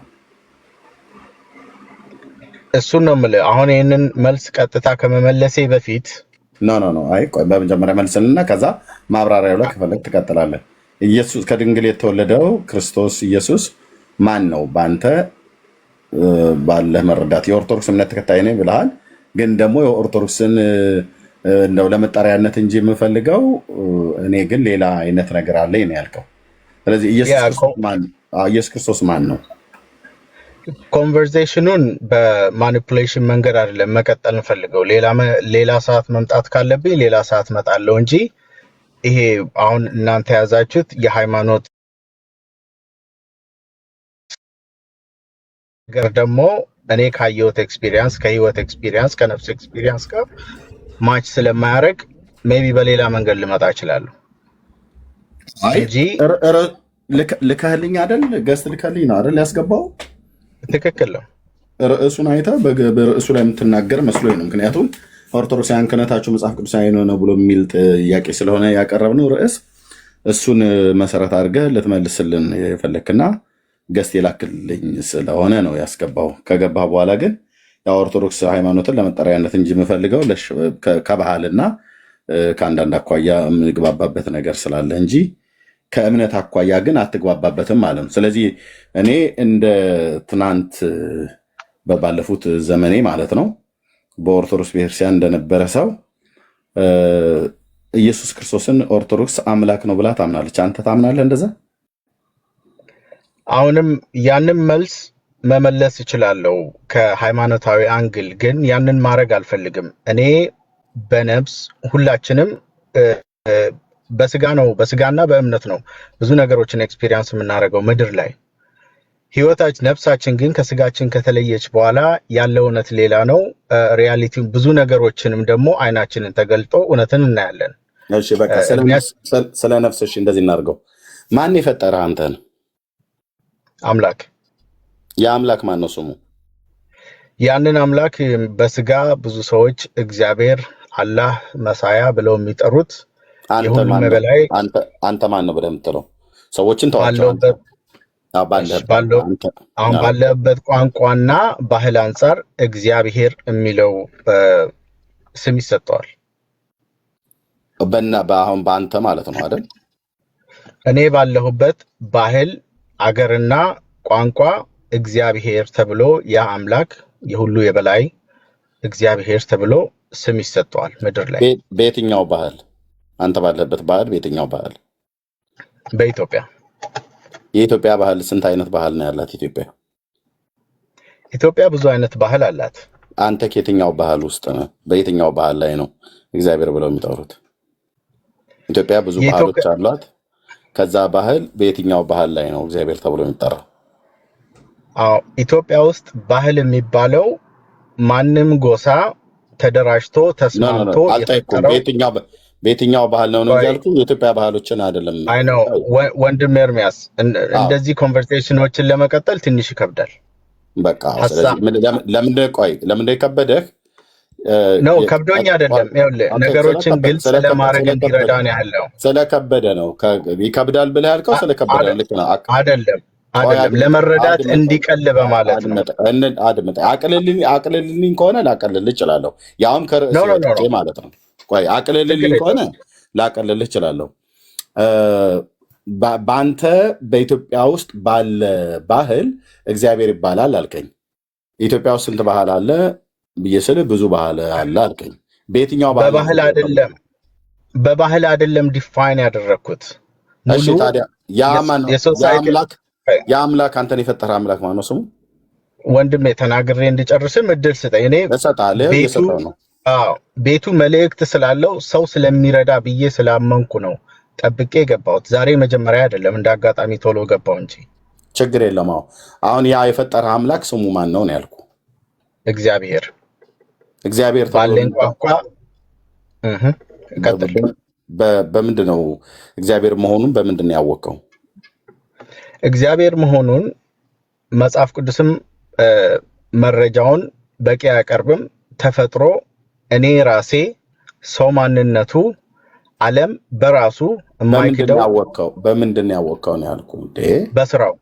እሺ በስራው ቀለል አድርግልህ። ኦኬ በስራው አይደል? ከስራው አንዱ አንተ ነህ ወይስ አይደለም? ነኝ። አንዱ አንተ የማን ስራ ነህ? ስራውን ብቻ ሳልሆን ጥበቡም ነኝ። የጠየቅኩ መልስልኝ። ከስራው አንዱ አንተ ነህ። አዎ። ስለዚህ አንተን የሰራህ ማነው? ስሙ እግዚአብሔር ነው ያልከኝ አይደል? እግዚአብሔር በእኔ ቋንቋ እኮ በአንተ ቋንቋ ነው ወይስ በኢትዮጵያ ባህል ነው?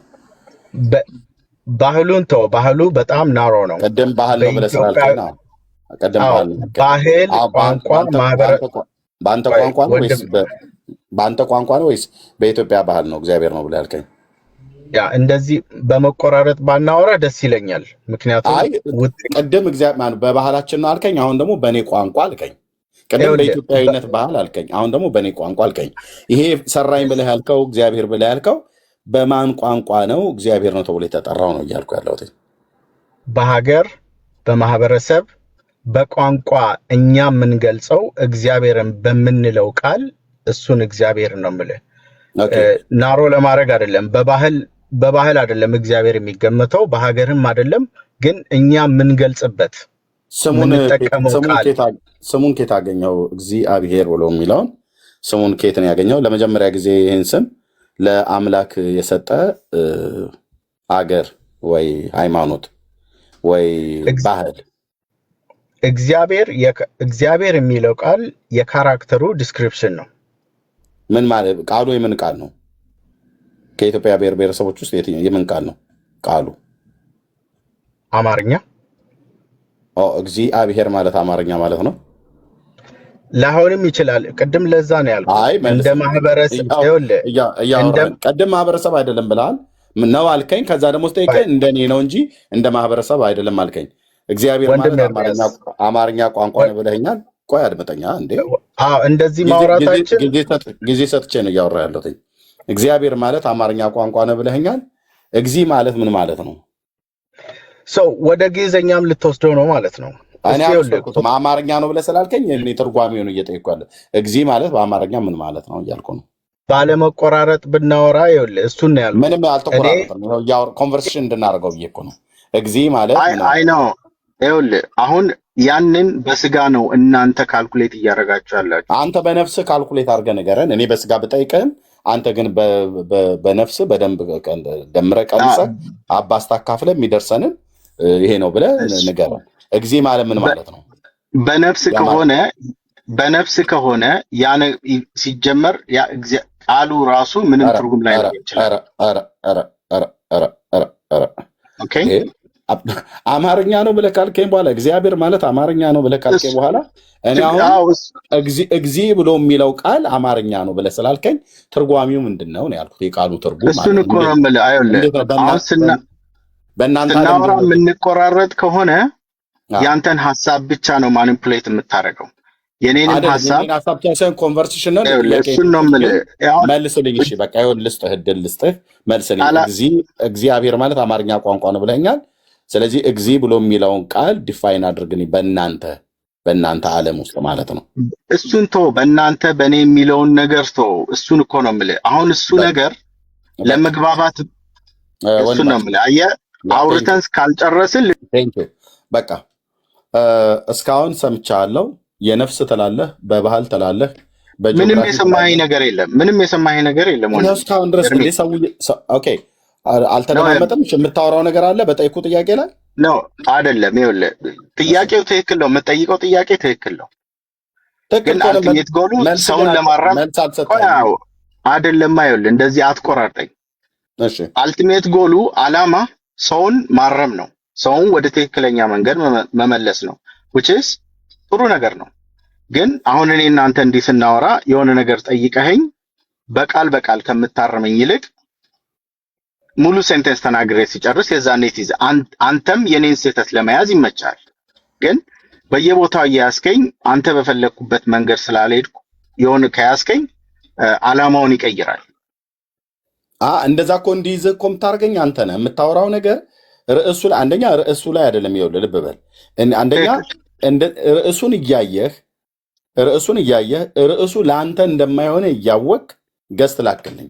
ኦርቶዶክሳዊ ወንድም ነው ብዬ ገባ አንደርከቨር ከየት ቤተ እምነት ነው ብዬ ስል እሱን ባልናገርም ለፈይ ምናምን ብላልክ መጨረሻ ላይ ግን አይ ኦርቶዶክስነትን ለስምነት ትጠቀምበታለሁ አይነት ነው። ያው ለስም ብሎ የሚለውን ቃል ቀጥታ ባትጠቀምም ምክንያቱም እኔ አንተም ብሆን ምክንያቱ ምንድን ነው ብዬ ጠይቃለሁ።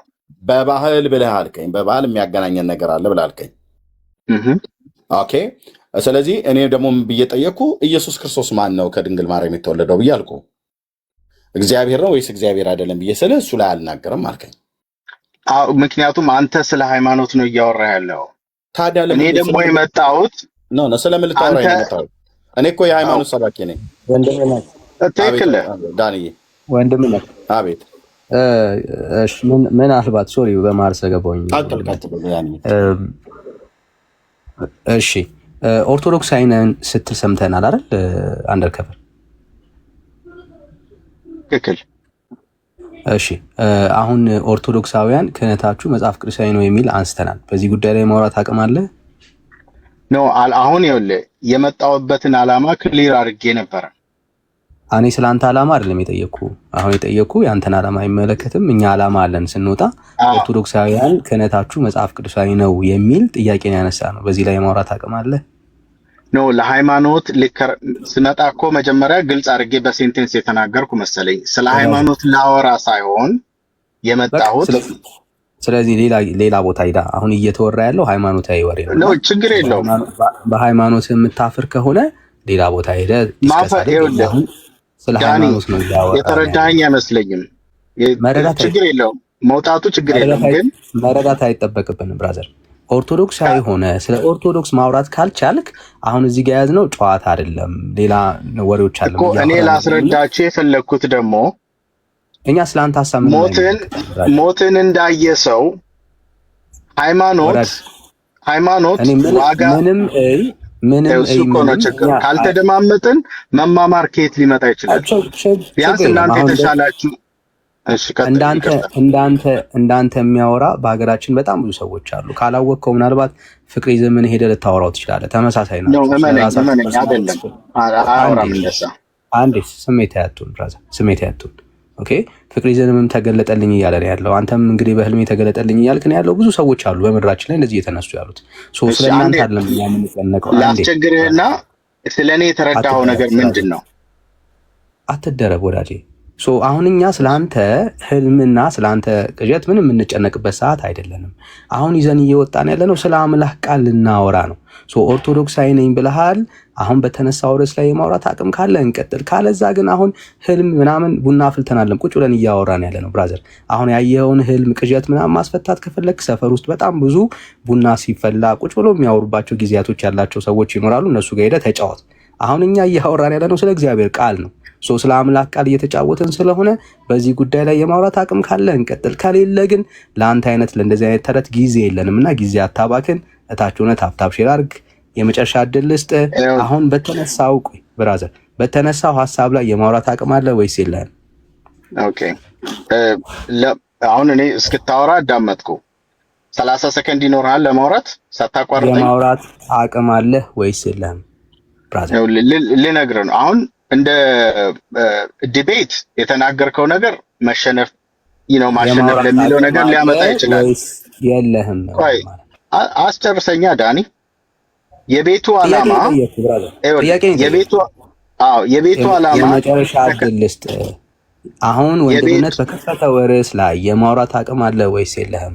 የቤቱ ዓላማ ተከራክሮ ክርክርን ማሸነፍ ሳይሆን ሰውን ወደ ትክክለኛ መንገድ መውሰድ ነው። ትክክለኝ ሮንግ ነኝ? ትክክለኝ። እሺ ብራዘር ሸኝቻለሁ። ጸጋ ይብዛል። አሁን እኛ ቅዠት የምናስተናግድበት ሰዓት አይደለም ብራዘር። እኛ የአምላክ የተገለጠ የእግዚአብሔር ቃል አለ። በእግዚአብሔር ቃል ላይ እምነታችንን የመሰረትን ሰዎች ነን። አንተ ያየውን ህልም ቅዠት እኛ የምንፈታበት ሰዓት አይደለም ያለን። በጣም ውድ ሰዓት ነው ያለው ወንድምነት። ሌሊት ነው እሱ ጋራ ጊዜ መባከን የለበትም። ሁላችንም ትተን የተቀመጥነው የሰዎችን ቅዠት ለመፍታት ህልም ለመፍታት አይደለም ብራዘር። አሁን ምናልባት ሌላ ቦታ ላይ ሂድ። አሁን እየተወራ ያለው ስለ እግዚአብሔር ቃል ነው። በአምላክ ቃል ላይ ነው የምናወራው። ርዕሳችን አንተውም። የተነሳ ወሳኝ ርዕስ አለ። በሱ ላይ ኦርቶዶክሳዊ ሆነ ማውራት ካልቻልክ አዘራይዞ ራስን ማበርታት ያለብን። ስለዚህ ወደ ርዕሳችን እንመለሳለን ማለት ነው። ወንድምነት ሶሪ አጉል እንትን ስላለ ነው። ተባረክ። ተከን ያደረከው ምንም ሶሪ የሚያስወር ነገር የለም። ቀጥሉ ወገኖች። ቴዲ የምችል ከሆነ አይ ቲንክ ዳጊ ስራ ላይ ይመስለኝ። ዳጊ ከቻልክ የምትለው ነገር ካለ ማለት ትችላላችሁ። ይህም በደንብ ነው ጊዜ ወስደን የምናወራበት። ቴዲ ያለ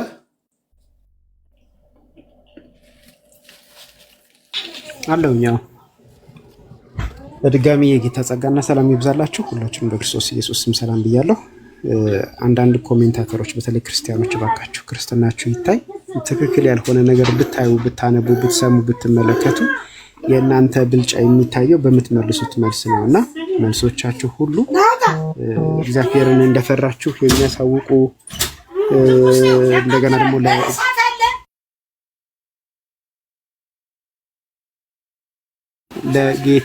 ለጌታ ክብር በሚሆን መንገድ የሚሆን ነገር ይሁን እና ምንድነው ክርስትናችሁ ይታይ። ኦኬ ወደ ነጥቡ ስመጣ ከናን የሚገርም ነገር አቅርቧል። እዛ ላይ መጨመር ትክክል ላይሆን ይችላል። ስለዚህ እዛ ላይ ምንም ማድረገው ነገር የለም። ግን እስኪ ወደ አገርኛው ልምጣ። እየተነሳ ያለው ርዕስ ክህነት የሚል ነው። ክህነት የሚለው ደግሞ እስከ ጵጵስና ይሄዳል። ሁሉ ነገር ደግሞ በጳጳሳት እጅ የተያዘ ነው። በጳጳሳት እጅ ሁሉ ነገር ከተያዘ እያንዳንዱ የሚወርደው ነገር ሁሉ ከጳጳሳት ወደ ታች ነው። የትኛውም ካህን ከላይ ወደ ታች የሚሾም እንጂ ከታች ወደ ላይ አይደለም እና ከትልቁ ስንጀምር ኢትዮጵያዊው የጵጵስና የሹመት መንገድ ጤነኛ ነው ወይ? ቅድም ኤርሚያ አንድ ነገር አንስቷል። እኔ ሌላ ወደ ታሪካዊው ነገር ነው የሚሄደው። ኢትዮጵያ በተደጋጋሚ እዚህ ቤትም ተነስቷል፣ ሌሎች ቤቶችም ተነስቷል። ኢትዮጵያ የራሷን ጳጳስ እስክትሾም ድረስ ለ1600 ዓመታት ያክል ጳጳስ ከጎረቤት ሀገር ነበር ይመጣላት የነበረው። ኦኬ ያ ጳጳስ ይመጣበት የነበረው መንገድ በሙሉ ደግሞ የግብጽ ቤተክርስቲያንን ባህል የተከተለ እንጂ የኢትዮጵያ ቤተክርስቲያንን ወይም ደግሞ የመጽሐፍ ቅዱሱን ባህል የተከተለ አይደለም። ስለዚህ የኢትዮጵያ ቤተክርስቲያንም ያንን የግብጽ ቤተክርስቲያንን ባህል ተከትላ ይዛው ነው የመጣቸው እንጂ መጽሐፍ ቅዱሳዊውን ባህል ወይም መንገድ አይደለም ይዛው የመጣቸው። እንደዛ ከሆነ ሲሾሙ የነበረበትን መንገድ እና ሲመጡ የነበረበትን ሁኔታ ስንመለከት ከፍተኛ የሆነ ከመጽሐፍ ቅዱስ ጋር የማይጋመድ ይልቁንስ ከመጽሐፍ ቅዱስ የራቀ ወይም የሸሸ ክፍተት ያለው እንደሆነ እንመለከታለን። አንድ ጳጳስ ለማስመጣት አንድ ጳጳስ ወደ አገር ውስጥ ለማስገባት ምን ያክል ይደከም እንደነበረ ጥቂት መጽሐፍቶችን ማገላበጥ ብቻ በራሱ በቂ ነው። ነገሩን ከዛ ከፍ ስናደርገው ጳጳሳት ያልነበሩበት በርካታ መቶ ዓመታት በታሪክ ውስጥ እንደ ክፍተት ሆነው የተፈጠሩን እናነባለን። በእነዚህ በርካታ መቶ ዓመታት ኢትዮጵያ ጳጳስ የሌላት መሆኑ ምንም አይነት የክህነት የመሾም ነገር ለባርጉ በርካታ ዓመታት አላልኩም፣ በርካታ ዓመት እያንዳንዱን ከየዘመናቱ ጋር እያይዞ ማምጣት ይቻላል። በርካታ መቶ ዓመታት ያለ ጳጳስ ቆየች ማለት ምንድነው ችግሩ? ምንድነው የሚያመጣው ክፍተት ከተባለ ምንም አይነት ድቁና አይሾምም፣ ምንም አይነት ክህነት አይሰጥም ማለት ነው። ምክንያቱም ክህነቱ የሚሰጥ የነበረው በእነዚህ በጳጳሳት በኩል ስለሆነ ሌሎችም ነገሮች ለምሳሌ ህንፃ ቤተክርስቲያን ቢገነባ ወይም ደግሞ ታቦት ቢዘጋጅ እነዚህ ሁሉ ያለ ጳጳስ ቡራኬ ወይም ደግሞ ያለ ጳጳስ ጸሎት አይጸኑም ወይም ደግሞ ወደ አገልግሎት አይገቡም እና እነዚህ ሁሉ ክፍተቶች ነበሩ። እነዚህን እንደ መንደርደሪያ የማነሳው ምን ለማውራት ነው? አሁን ቀጥሎ የምናገረው ለማውራት ነው።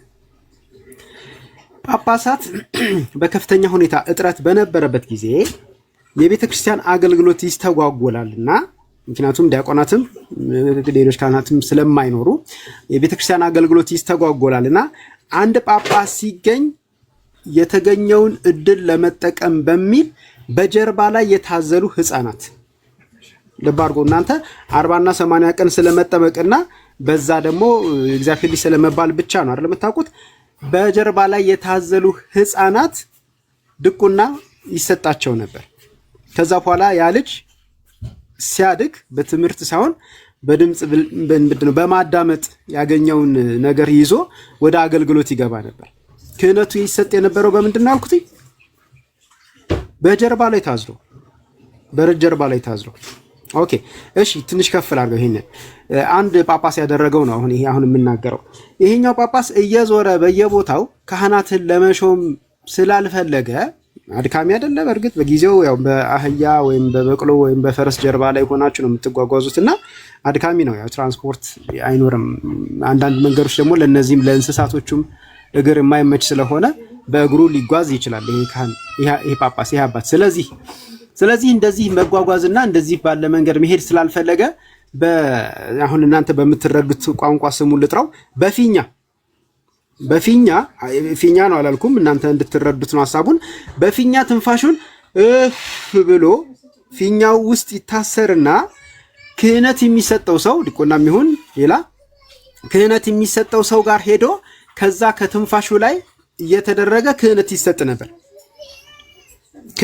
ነበር። ይሄ ዶክመንት ሊሆነ ነው ማወራው። እሺ ቤተሰቦች፣ መረጃ መቅረብ የሚቻልበት ነው ማወራችሁ። እንደዚህ ባለ መንገድ የመጣውን ክህነታችሁን እንግዲህ መጽሐፍ ቅዱሳዊ ነው የምትሉን ከሆነ ያው ሞኝ በምን ያሸንፋል ቢሉ እምቢ በማለት የሚለውን ተረት ያስተርትባቸዋል። እና ለዛ ነው ቅድም ኤርሚዬ ይገባሉ ብዬ አላስብም። ምክንያቱም መጽሐፍ ቅዱሳዊ ሳይሆን ባህላዊ ሀገራዊ ነው ብያልኩት ለዛ ነው። ተባረኩ።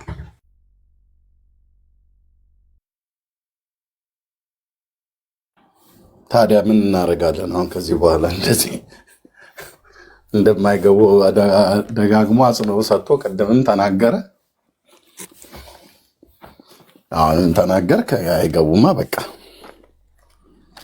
ስለዚህ ባህላዊ ነው ብለው በሚለው በጽኑ ያምኑበታል። እነሱም የሚለውን አምነን በጊዜ ብንበታተን ይሻላል።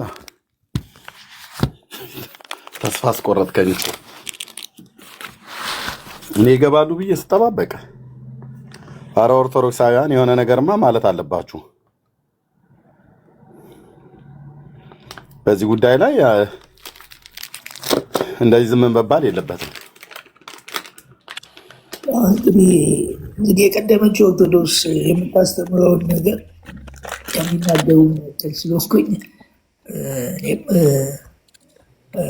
እንደ ኦርቶዶክስ እያነበብኩ ነበር። አጋጣሚ ፍትሐ ነገሥቱንም ሁሉንም እያየሁት ነበር እና ቅድም ወንድማችን ከነዓን ወደ ተቀደሰው ስፍራ ለመግባት የሚደረገው የልብሱ መቀደስ፣ የእቃዎች መቀደስ፣ የተለያየ ነገር በጣም ከባድ ነበር።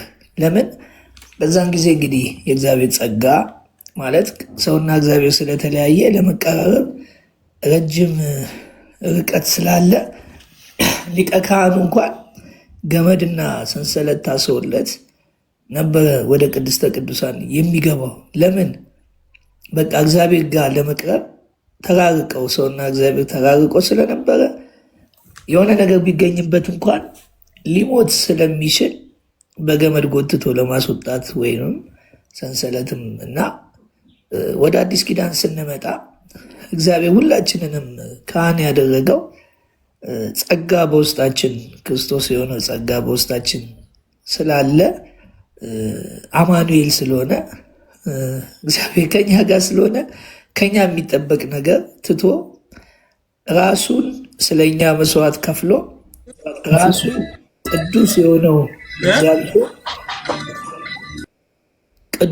እግዚአብሔር እኛን ቀደሰን። ከኛ ምንም ሳይፈልግ ከኛ ምንም እኔ ራሴ የእነሱን ዋጋ ከፍላለሁ ብሎ መተላለፋችንን፣ ቁስላችንን፣ በደላችንን፣ ኃጢአታችንን ተሸከመና ያንን ልዩነት ወደ አንድ አደረገን። በጣም የሚደንቅ አሜዚንግ እኮ ነው። አንዳንዴ ስናስበው የአዲስ ኪዳን አልገባንም እንጂ ብሉይ ኪዳን በደንብ ቢገባን አዲስ ኪዳን ላይ እየተደረግልን ነገር በቃ እቺን ዓለም ትተን እንደው በቃ ምን እንሰራለን እዚህ እስከ ማለት እንደ ጳውሎስ ያደርሰናል የተደረገልን ነገር። ያኔ እግዚአብሔርን ለማግኘት ከባድ ነው፣ አይቻልም። ወይ ሰርቶ ይሄዳል ወይ በሊቀ ካህኑ እሱ ህዝቡን ረጭቶ ራሱንም ደም ረጭቶ ወደዛ ለመቅረብ ልብሱ ምኑ በጣም ረጅም ፕሮሰስ የነበረውን የእኛ ጌታ የእኛ አምላክ የወደደን ወልድ መጥቶ ስጋን ለብሶ እኛን ተክቶ ይሄው በቃ ተገናኙ እኔ ከፍላለሁ ዋጋ ብሎ ሲከፍል ያንን ክህነት ለእኛ የሰጠን ቀጥታ እንድናገኘው እግዚአብሔር የአዲስ ኪዳን ምዕመኑን ካህን ያደረገው ሰውና እግዚአብሔር ቀጥታ ስለሚገናኝ ነው። አማኑኤል ሆነልን። አሁን እግዚአብሔር እኮ ከኛ ጋር ነው። ከኛ የሚጠበቅ ነገር የለም። ልብሳችን ታጠበ፣ ሰውነታችን ቆሸሸ፣ ለራሳችን ለጤናችን በስጋ ለመኖር ካልሆነ በስተቀር በስጋችን የሚፈጸም እግዚአብሔርን ለማግኘት የምናደርገው ነገር ምንም የለም። ለምን አደረገልን? ኢየሱስ ክርስቶስ ዋጋ ከፍሎ። ይሄ ማለት የቅድስናና የጽድቅ ሕይወት አያስፈልገንም ሳይሆን እኛ የእግዚአብሔር ልጆች ሆነን በማይገባ ስፍራ መቀመጥና የማይገባንን ዓለም የማትገባንን ኃጢአት ማድረግ ተሳስተን እንኳን እንትን ብንል ንስሐ ሕይወት እግዚአብሔር ሁለት ስጦታ ሰጥቶናል ብዬ እኔ በራሴ አምናለሁ። አንዱ ልጁ ኢየሱስ ክርስቶስ ነው፣ አንደኛው ንስሐ ሰጥቶናል እስከምንሞት ድረስ። ስለዚህ ይሄ ክህነት ግንኙነት አደረገው፣ የምዕመንና የራሱ አደረገው። ማንኛውም አማኝ ካመነ የንጉሥ ካህን ለዛውም የንጉሱ ነው። የንጉሱ ካህን ልጆች ለርስቱ ራሱ ርስቱ የእግዚአብሔር ርስት ሌዊ ነበሩ። አሁን አማኝ ነው። በቃ አማኝ በሙሉ ሌዊ ሆኗል። የሚያምን በሙሉ የርስቱ ርስቴ ሌዊዎች ናቸው። በቃ እነሱ ለእኔ ርስቷቸው አትስጧቸው፣ መሬት ርስታቸው እኔ ነኝ አለ። አሁን ደግሞ የእግዚአብሔር ርስት የሚያምን ማንም ወደ እግዚአብሔር መንግስት ከመጣ በልጁ በክርስቶስ የመጣ ሰው በሙሉ ሌዊ ነው፣ ካህን ነው። ለምን? የርስቱ ወራሽ ነው። ስለዚህ በአዲስ ኪዳን በሚደንቅና በሚያስገርም ሁኔታ እግዚአብሔር ካህን አደረግን። በሚያስገርም በሚያስደንቅ ሁኔታ ለዛውም ከክህነት አልፎ ስልጣንም ሰጠን። የልጅነትም ስልጣን አለን። ይሄንን ስልጣናችን ሁሉ እንጠቀምበታለን። እግዚአብሔር የተመሰገነ ይሁን እና አዲስ ኪዳን የሚደንቅ ነው። አለማንበብ ማለት ቀጥታ ተገናኘን። ይኸው መንፈስ ቅዱስ ከኛ ጋር ነው። የእግዚአብሔር ጸጋ ከኛ ጋር ነው። ስለዚህ ቀጥታ አማኑኤል ሆነልን፣ ሌዊ ሆንን፣ ወራሽ ሆንን፣ ከነገድ ከቋንቋ ከህዝብ ዋጀን በደሙ። ወደዚህ የሚገባ በሙሉ በእምነት የሚገባ በሙሉ ሌዊ ነው። ለምን? ሌዊ የእግዚአብሔር ርስት ወራሽ ስለሆነ እኛ ደግሞ በልጁ ወራሾች ነን ተብለናል። ስለዚህ እኛ ሌዊ ነን። የክህነት ስራ ማሰር፣ መፍታት እሱንም በደንብ ማየት ይቻላል። እንግዲህ ኤርሚን ሌሊት ሆኖበታል። እኔ በኋላ ከፍትና እንደውም እቺን 2-3 ቀን በዚህ ሊቀ ካህን በሚለው ብዙ ነገር ያስኬደናል። እዛ ላይ አማላጁ ብዙ ነገር ሊገባ ስለሚችል እኔም በዚህ ነገር እሄድበታለሁ እንትን እስከሚልበት ድረስ እሄድበታለሁ። እንኳን ደስ አላችሁ አዲስ ኪዳን ክርስቶስን ያመናችሁ ሌዊ ናችሁ፣ ካህን ነን። መጽሐፍ ቅዱስ ሁሉም የሚያምን ካህን ሆኗል። እግዚአብሔር ይመስገን ካህን በመሆኔ እኔ በጣም ደስ ብሎኛል። አመሰግናለሁ። እሺ ቴንኪው ወንድማችን። የአዲስ ኪዳን ካህናት እነማን ናቸው ብሎ በሚለው በዚህኛው ርዕሳችን ላይ ስንመጣ በደንብ ነው የምናወራው። ዛሬ እኔ ያላወራሁም ወንድሞችም አይ ቲንክ በሚገባ ቴድዬም አላወራም፣ ወንድምነትም እዚያ ያሉ በጣም ብዙ ካህን ጭምር ሁሉ ማለት ነው። በደንብ ነው የምንሄድበት። ወንድምነት ቤት ከከፈትክ ሌላ ርዕስ ከሌለ ራሱ በቃ ይሄ ርዕስ እነሱ ይጠይቁበት እና እግረ መንገዴንም የመጡ ወንድሞችም ሰላም ይበሉና ወንድምነት ከቻልክ አንተ ጋር ብትከፍት ወደ አንተ ጋር መምጣት እንችላለን ማለት ነው። ትችላለህ ዳንዬ? ወይ ወንድምነት ትችላለህ? ምሳ እየበላ ነው? ምሳ እየበላን ነው። ምሳ እየበላው ነው ወንድምነት። ኦኬ። አይ ጊዜው ሰጥ ትችላለህ መክፈት ከምሳ በኋላ? ወንድምነት አይ ከምሳ በኋላ እችላለሁ። ከምሳ በኋላ ችግር የለም።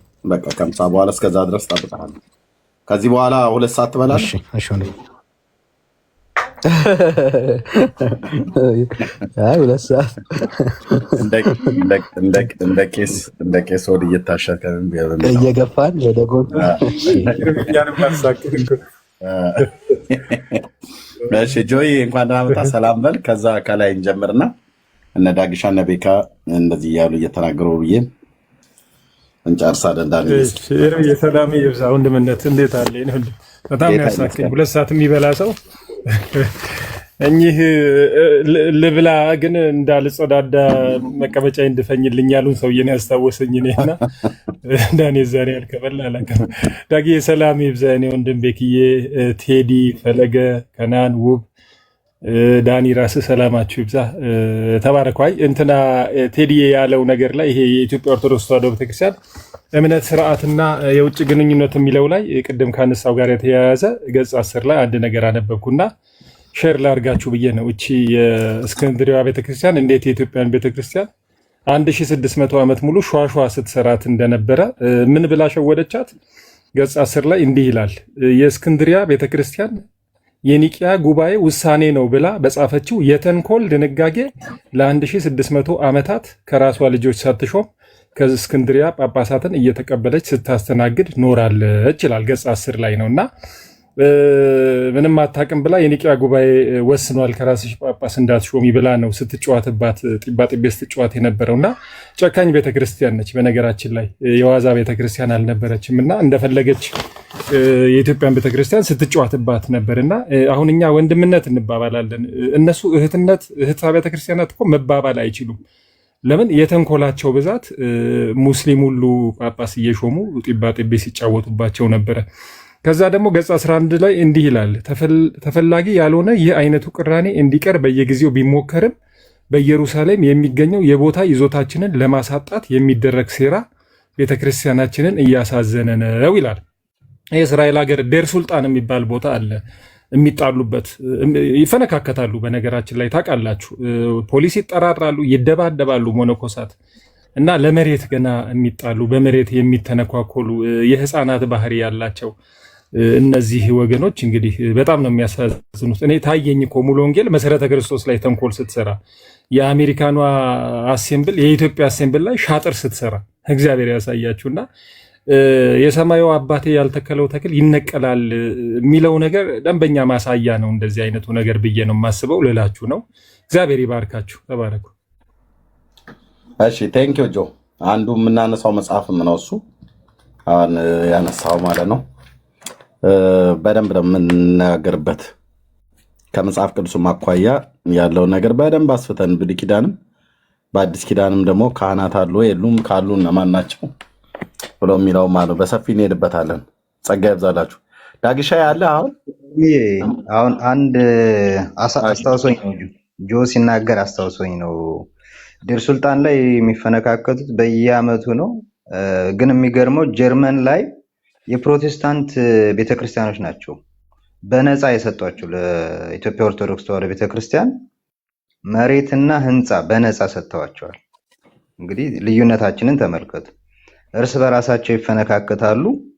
ግን ፕሮቴስታንቶች ደግሞ ጀርመን ላይ በነፃ ህንፃና መሬት ሰጥተዋቸዋል። ይሄ የቅርብ ጊዜ ነው፣ የዛሬ 2 ዓመት የሆነ ነገር ነው። አዎ በህንፃና መሬት ብቻ መስጠት ብቻ ሳይሆን የጀርመን ፕሮቴስታንት የምስካየ ኅዙናን መድኃኔዓለም ቤተክርስቲያን ትምህርት ቤትን ሁሉ ጭምር እስከ ማሰራትም ድረስ ደርሰዋል። ተጽፏል በመጽሐፍ እና እነሱም ምስጋናቸውን አቅርበዋል። በጀርመን ሀገር ላሉ የፕሮቴስታንት ቤተክርስቲያን ብለው ማመስገናቸው ጥሩ ነው እና ግን እዚህም ድረስ ተደርሷል ነው። አየህ እዛ መሬት ይሰጣቸዋል፣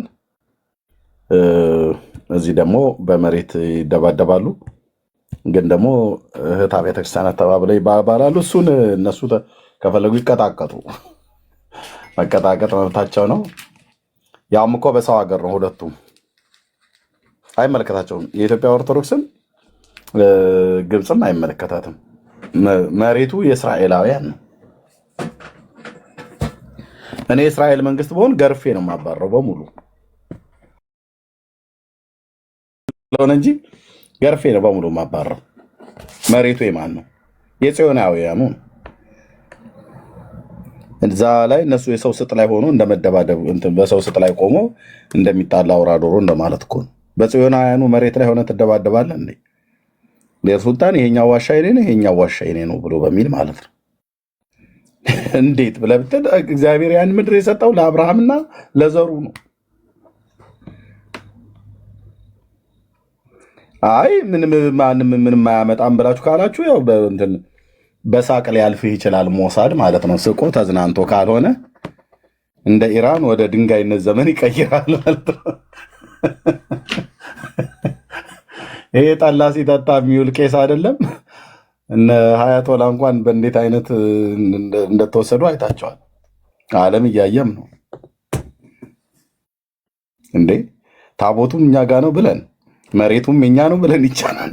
ዘበነ ባለፈው ላይ የተናገርኩትን ሂድ በስናይፐር አናትህን ነው ብለው የሚሉ ብዬ ያልኩትን እሱን ቆርጦ አውጥቶ ኤርሚያስ ው እንደዚህ እዛ ኢየሩሳሌም ብትመጣ አናትህን ነው ብለን የምንለው በስናይፐር ብለዋለን። እሱ እዛ ነው የሚኖረው አለኝ።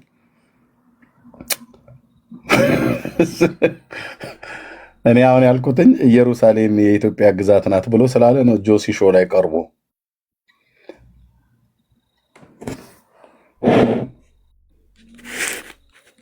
ሞሳድ አማርኛ የማይሰማ መስሎ ከሆነ በጣም ተታልሃል። እንዲህ አይነት ቃቃ ጨዋታ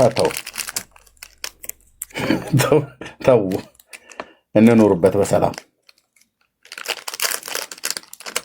ወገኖች፣ አታነካኩን።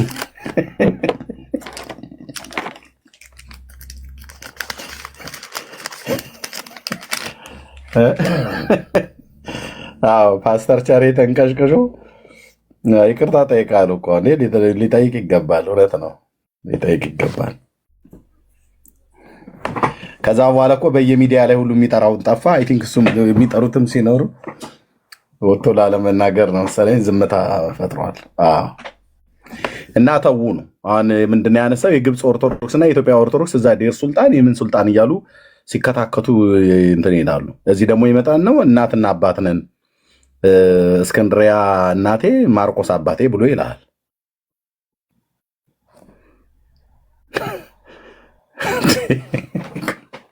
ተው ማን ነው እዚህ ውስጥ የጨመረኝ? ጆን አይደል? እንደዚህ አሁን እዚህ ውስጥ ቆስቆሰ ልጨመረኝ የፈለከው ምዝለለው። እኛ ዋናው ሀሳቡ ላይ እናወራበታለን።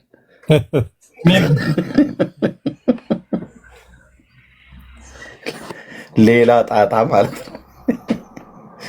አሁን እስራኤል ተብሎ ሲባል በሩቅ ሰላም ለኪ ቅድስት ቤተክርስቲያን አምሳለ ኢየሩሳሌም ብለህ እንደሚል ወደ እስራኤል አዙረሃ ማጥበቅ ማለፍ ብቻ ነው ያለብን። አታነካኩን። ይሄ ጠላ ሲጠጣ የሚውል ደብተራ ሁሉ ሰክሮ የሚያወራውን የምር እንዳያረጉት እንደ አደራ። የእስራኤል ባለስልጣናት እዚህ የኢትዮጵያ ኦርቶዶክስ አካባቢ ላይ ያሉ ደብተራዎቹ የሚያወሩትን የምር አድርገው እንዳይሰሙ።